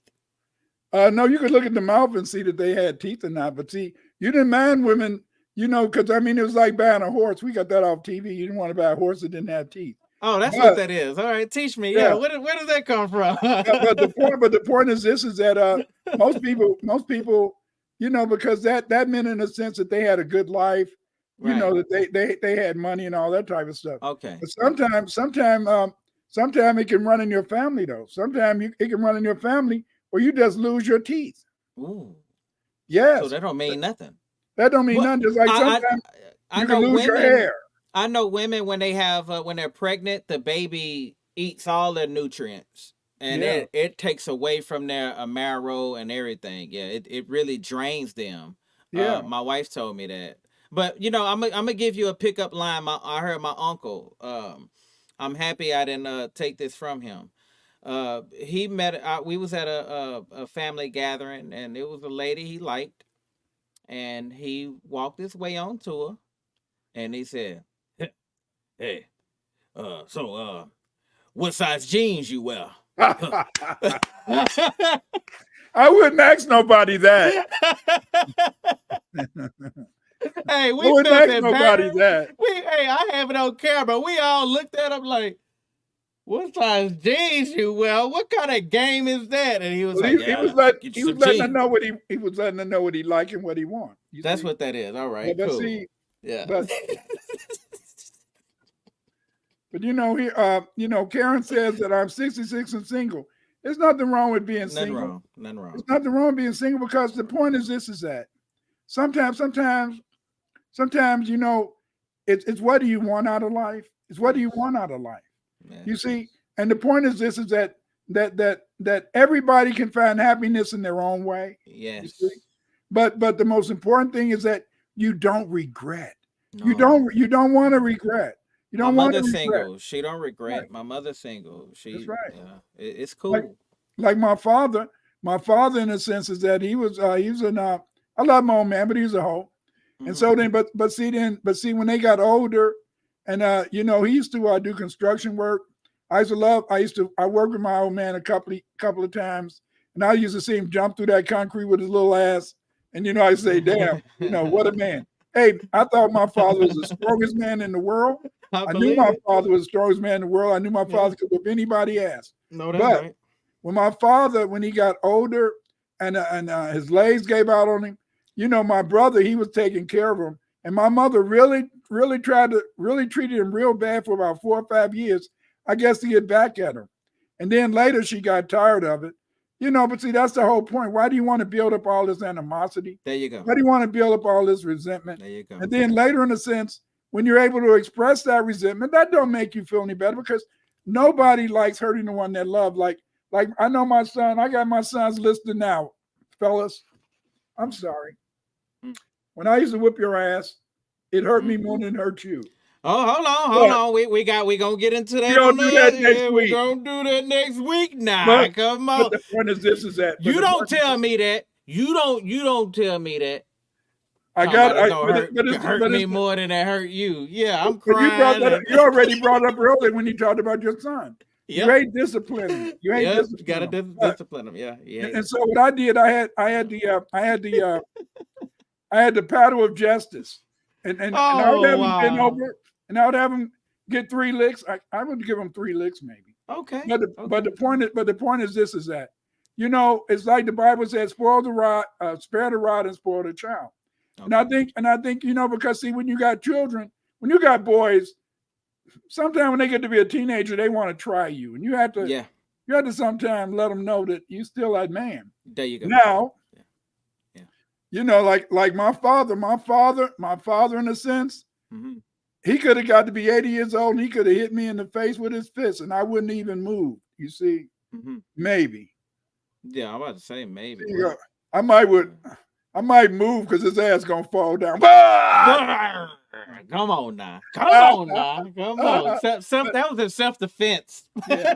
No, you know, but that's the whole point is that, you know, it's very important in a sense is that when you're out dating, you have to be more respectful. See, we don't have time in a sense to really think about, you know, the future. A lot of times when you're dating, you think you're gonna always be that guy. You think you're gonna always, you know what I mean? I look in the mirror. I look in the mirror and I look real cool in the mirror. But then when I'm not looking in the mirror and see myself not in the mirror, say, damn, you are. Yeah, that's right. But I shouldn't say that I'm a. Stop it. Yoshi, stop cutting off the mic. I want them to know this is what it was. Is that I'm.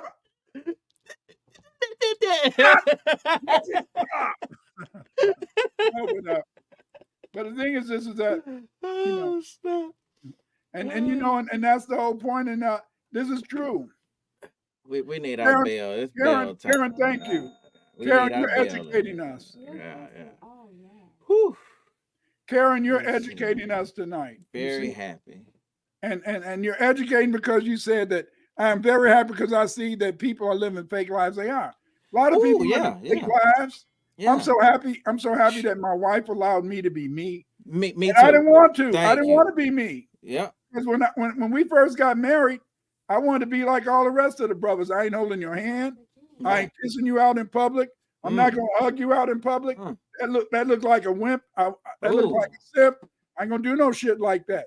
But my wife said, you're gonna hold my hand. You see, I was the opposite. I told you. My wife was, hey, you was my wife. I was Yin and yang, baby. Yin and yang. I'm like, come on, babe, hold my hand. She's like, come on, babe.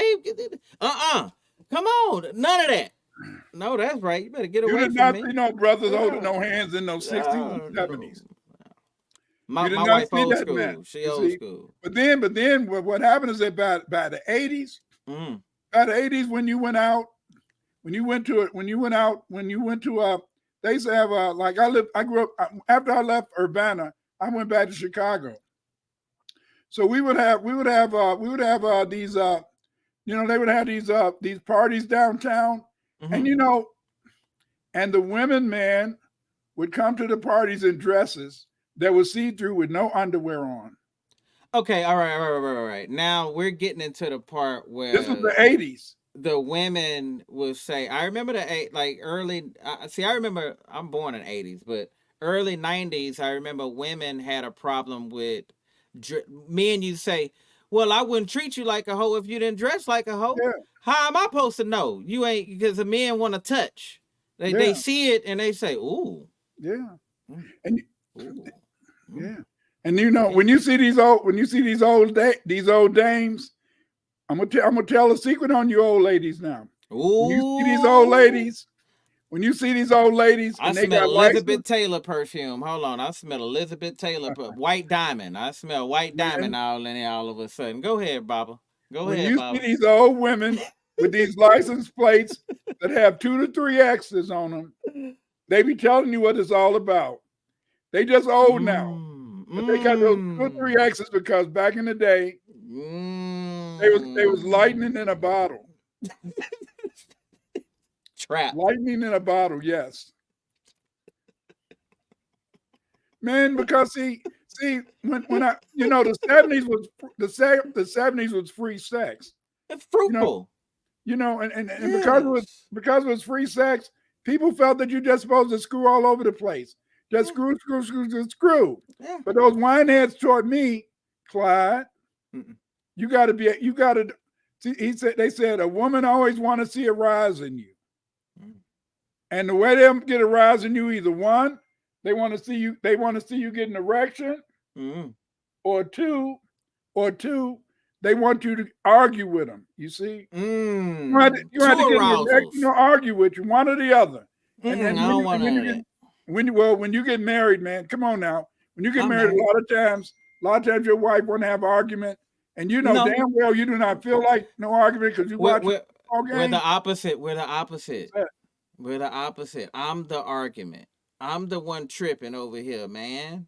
It's me. I'm yearning for her love. I'm just trying to spark up something so we could talk sometime. I be tripping, so I tell her. I say, yeah, I only said that because I miss you, right? Yeah, I know. We shouldn't be arguing, but babe, we haven't been talking. I don't know how to. Yeah, I get like that sometime. That was early me, the younger me. But yeah, we cool now. With a woman, I don't care if she get to be 100 years old, she's gonna still pick an argument because she want to see a rise in you. So the older you get, when you can't get an erection, she gonna want to argue. Oh God, dang! Oh man, when I can't she's gonna want to see a rise. Oh, women like to see a rise. That's why when you go on a date, when you go on a date, that woman is looking really. Most of the time you go on a date, that woman is looking really good. She dressed real sexy. She wearing her used to be Sunday go to meeting. Well, nobody dress up going to church now. She put on a Sunday go to meeting. Sunday go to meeting. Sunday go to meeting clothes. You say, damn, whoa, she's a bad mamma jamma, just as fine as she can be. Mm-hmm. Yes, sir. Yes, sir. Yeah. So that's what you be looking for. But the thing is this: is that it has to be in a sense where you understand though is that you want to be able in a sense to be able to show like one of the reasons why people used to like to go to parties and slow jam. It was kind of like what Create Soul Junior. Could you say that? Could you read it? It says, yes, I know how it is when a woman has wanted to see a rise in me. In my teens, it was females wanting to lift her skirt, sit down and grind on my lap. Yes, sir. Yeah, I remember that. The grind time. This must be in the 90s, the 90s, mid 90s. It was the same thing in the 60s. The only thing is that when I went to college, when I was at Illinois, the people from Philadelphia, they used to call it Philly Rock, and and they would get out there and they would grind cool, man. And I mean, damn. What? When I was at Illinois, the students came from Chicago, Philadelphia, and East St. Louis. And it was just that drive and stuff. But see, but like I said, back in the day, grinding didn't mean that much. That was just in a sense something that you did, But it wasn't. You didn't say that. Oh, that girl's a hoe because y'all was grinding. That was just dancing. But see, nowadays, in a sense, we have all these false pretenses. Yes. And I think that it's very hard, for people to date because people it's hard for them to date today because it's hard for them to be able to be themselves. There you go. Be themselves. Right. Oh, that's the best. Yeah.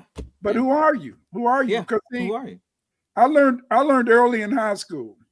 That I was Clyde Winters. But everybody knew who I was. The girls knew who I was, but the girls had a picture in their mind of who I was. That wasn't me. Right. Some of the fellas had a picture in their mind of me. Yeah. That wasn't me. See, most of the time, people don't really want to know who you are. Right. But people develop ideas about who they think you are. Mm-hmm. You're right. You're right. Hey, quick question. Go ahead. You ever had like one of your homies around you and they carried like a black bag It's like that nightcap bag where they have like it's like a bag. They put their toothbrush in it. They put their No. clippers. No, you see, I knew players like that. My cousin was a player, right? So my cousin, he used to have many women, right? Yeah. And he used to always carry this black bag, right? And this black bag was like, I can freshen up at your house bag. I ain't gotta go home and freshen up. I ain't gotta. So he'll have everything in that bag. So after he do his duty and please that booty, he getting in that bag, freshen up, get himself right, put his jewelry on, get himself looking, brush his teeth, everything good to go. Yeah. So that black bag, I went in that black bag one time. It had a cassette tape in there. He knew how to keep the What? mood. Hell yeah, he knew how to keep the mood. A toothbrush, some Q-tips, a bad towel, his own bar of soap, some lotion, and some goddamn cologne to top it on off. Yeah, that black bag, that goddamn black bag. You know, well, like the only thing that I did back then, and what I told my sons, I said, always keep a rubber in your wallet. You know, make sure you always have a fresh rubber in your wallet. Yes, you can get whatever kind you want, but always carry a rubber. Yes, you know, I'm not gonna tell a lie that's true. When my kids got old enough, you know, it was important for them. I had to talk with them. Yeah. And I said, hell, you got to get some rubbers. I said that don't ever tell me that you got somebody pregnant. Yeah. I said, I don't want none of y'all to come and tell me that y'all are father out of wedlock. And I said, I do not want you to have a child out of wedlock, because if you have a child out of wedlock, that lady might not let me see my grandbaby. So I said, you always carry a rubber. You always wear a rubber, you know. Like Mr. Sharp. How you doing, Mr. Sharp? What's up, Brother Sharp? King of Dreams. What up, though? You know, but Mr. Sharp, can you read that, please? It says, I wish I had a better sense of self early on. Don't we all? Ooh, I know that's right. Don't we all? What? I would have stopped a lot of stuff. Hey, it's a lot of things I would have changed. Yeah. But I think isn't that the fun of growing up? It is. It is kind of the fun of growing up, you know. It makes you counterattack your children, like how you did, like what you said. I think what got me to venture off into a lot of the mistakes that I have did on my own, as far as my sexual adventures. I think it was boredism. I was bored. I was just bored out my mind. I didn't. I found something to do. So I think if the parents out there, if they know that their kids are in their teens, and you know that their hormones is kicking in, and they may have a girlfriend or a boyfriend, always put yourself in. Be a part of their life. Never exclude yourself. Be a part. Right. Like how Dr. Clyde Winters say. He gave his son advice. Hey man, put that rubber in your wallet. Always have a rubber in your wallet. Protect yourself. That's what you got to do. If you don't protect yourself, then hey, you gonna get screwed out here. Let me give you the game that you may get from one of your little knucklehead partners. I want to tell you what's right first before you leave this house. Before you get game from somebody else that don't even care about you. I look at all these basketball players. Yeah, and they spend mostly all their money on child support. Oh, I want to feel it. Get the hell out of here. Why you want to feel it? You want to have some birth control.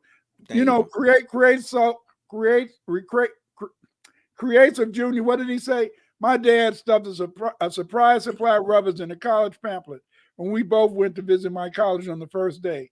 I think he senses I was entering a new stage as a young man. That's right.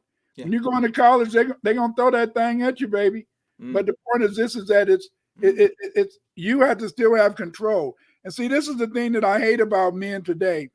Is most men today, they don't know how to have self-control. They don't know how, in a sense, just like nowadays, if you want to have sex with a woman, you have to ask her and you have to get her permission and have her sign a sheet of paper. I said we could have sex. And if I say stop after you get butt naked and I still got on my clothes, you better stop.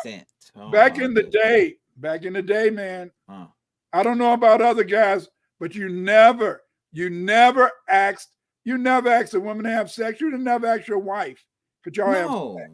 You had to kind of work up to it. You had to kind of work up to it. That's why you had to, in a sense, have some sort of pre kissing or whatever. It still works. if you asked your wife, and you Foreplay. definitely if you asked a girl in the street, could we do it? Could I have sex? No. No. I learned to just do it. Yeah. When I was younger, instead of asking, I was that guy that was like, But now we that's against the talking. law. And it's That's against, yeah, it's right. against. See, back then, when I was growing up, it was like, we just talk, and if I whip it out and she's like cool with it, you're like, okay. But if I whip it out and it's not cool, I just put it back up and be like, all right, we ain't gonna do that. You Yeah, know, but well, like, see, that's bad, exposing yourself. But you got to remember what happened to me. You know, how did I become this way? You know, why did I act that way? You know, it all led back to what happened. I told you earlier. You that's know, right. but I feel You you know, on one that, day, Clyde. one day, one day we had to share our biographies with people. Maybe one day Please. we'll let them know a little bit about our lives. I know and that's how right. how we got to be who we were. I But you know know, that's right. but you know, One day this is soon. so true. And Mr. Sharp, could you read Mr. this, Sharp. please? Could you read it? Not much has changed in that regard. I think you just say what you mean. That's right. Say Say what you say want. what you mean. Say what you That's want. right. That's being yourself, but don't be too blunt. Yeah. But now, Learn. Yeah, go ahead. but nowadays people don't know how to say what they mean. They don't know No, how they to, don't. they They don't don't know know how to really share because expression. yeah. See, back in the day, when you had sex with a woman, you felt that she was giving you something. See, and that's something very precious. A lot of people Right. today, they don't think that sex is precious. Sex is Oh, precious. You they just know, throwing it like that's why animals. every time I think about the fact that I met that so many people get abortions. Every time I think about the fact that if my wife didn't want to give me children, where would I be today? I'd be like some of those guys up under the bridge living in a tent, you see? Yeah. But I'm not living in a tent. I'm not under a bridge. You know, my kids, they call me every now and then. I'm a Sagittarius. They know I don't hardly like to talk on the telephone.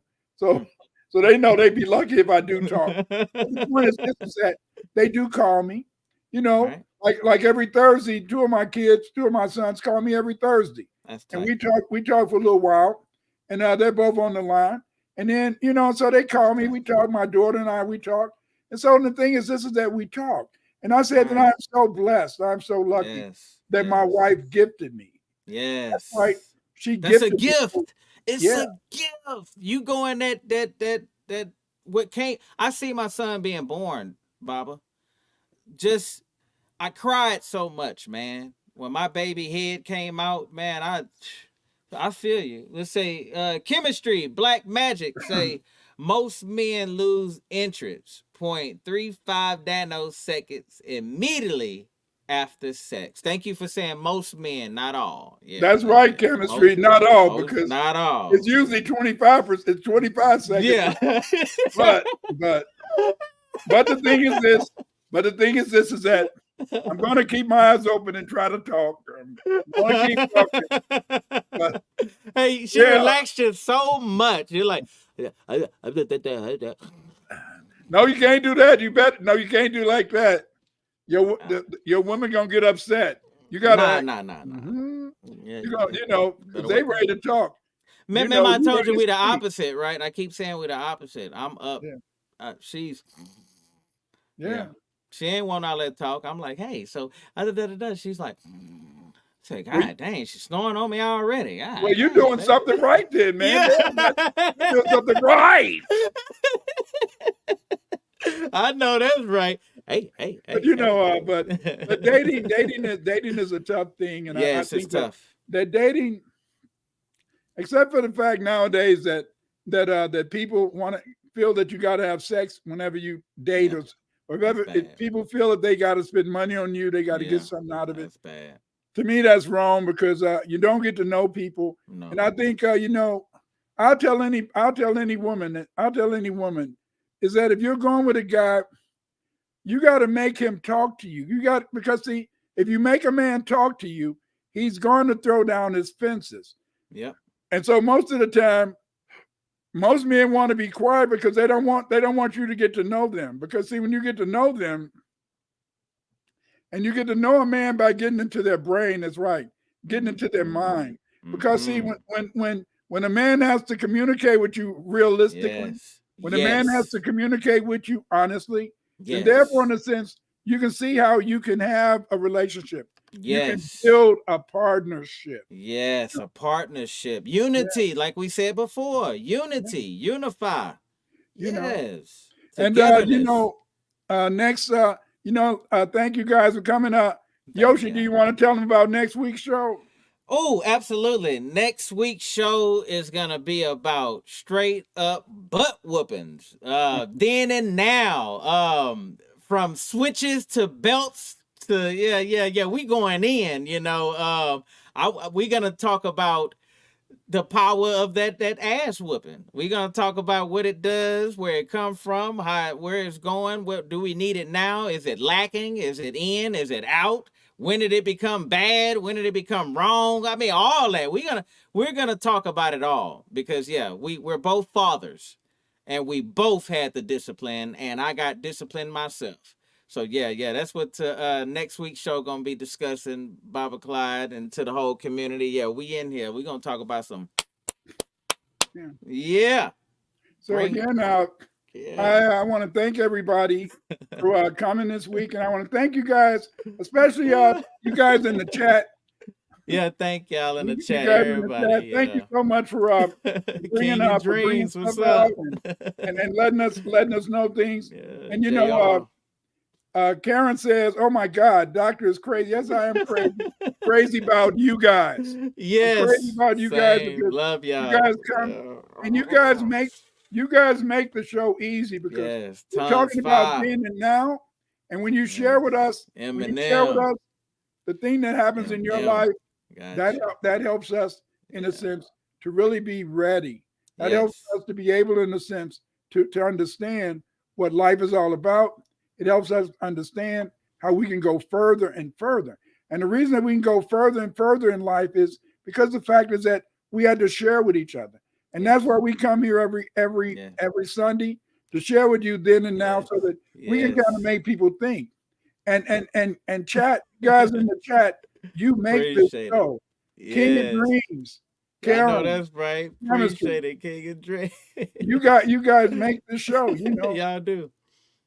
Yes. Love y'all. Look, hey, that's for y'all, baby. That's for y'all. I'm tapping one more time. That's for y'all, baby. That's for y'all. Love y'all so much. Appreciate it. Raise up the vibrations. Raise up the vibration. Raise that energy up. Raise that kundalini up. Get your chakras right. What we said earlier, get yourself right first. Nas said, how can America fix problems, other people's problems, when they ain't fixed home yet? So let's go back to us. How can we go out and fix any solution if we ain't fixed ourselves yet? How are we going to unite with other people if we can't even unite with our body, spirit, and our soul? If we're not comfortable in our own flesh, if we're not comfortable with opening up to our spouse, if we're not comfortable with telling the truth, if we're not comfortable with acknowledging when something is wrong and standing up against it and bringing forefront the truth, so we can all live in this paradise that we can create, not a lie. Not nothing phony. We don't have to create nothing phony. We don't have to live off anything that's fiction. We don't have to live on that. We live the actual fact. Love one another. This is B1 all day. FBA. Love. FBA, baby. B1. Yeah, we up in this. Yeah. Put us first. Yeah, I feel that. Yeah, I'm with you, Dr. Clyde. And that's the whole thing, is that it's the love. But it begins with you loving yourself. Gotta love yourself. See, and that's why when Karen said that she's single and she's a Sagittarius, I'm a Sagittarius too. And the thing is that being a Sagittarius, it's kind of hard for us. It's kind of hard for us because, number one, we don't like to talk too much. Number two, people hate us, and they don't know us, but they hate us. Ooh. But the point is that, what you have to understand is that it's nothing wrong. It's nothing wrong with being single. It's nothing wrong with being you. Yes. The most important thing is that if you learn to love you, then you can love others. But it begins with you. And as I said earlier, it doesn't take 40 million Black people being unified. What it takes is you being unified with yourself. And how do we become unified with ourselves? We love ourselves. Love ourselves. Tell ourselves we love ourselves, Yeah. and then we tell others we love. Sometimes I make a mistake and I'm talking to the people and I'll say I love you when I get off the phone, because my wife, my wonderful one, before she died, she said, Clyde, she got us all together. And this was maybe a year or two before she died. She said, Right. Clyde, boys, KK, I want y'all to always, whenever you get off the Yes. phone, I want you to say, I love you. She said, Ooh. I want you to say I love you every time Yes. you get off the phone. And so I have that habit. And so I because gotta the have point it is, too. Me too. you know, and because the point is that Yeah. it's the love within Yeah. that we share with others. And so, family, I thank you so much for coming here. Yes. I Thank feel in the y'all. sense that you guys are sharing the love with us. And because you're sharing the love with us, is making us strong. It And is. please us come next week. If you got a story about that belt, bring it. Good night, everybody. Have a Good great night, y'all. Peace.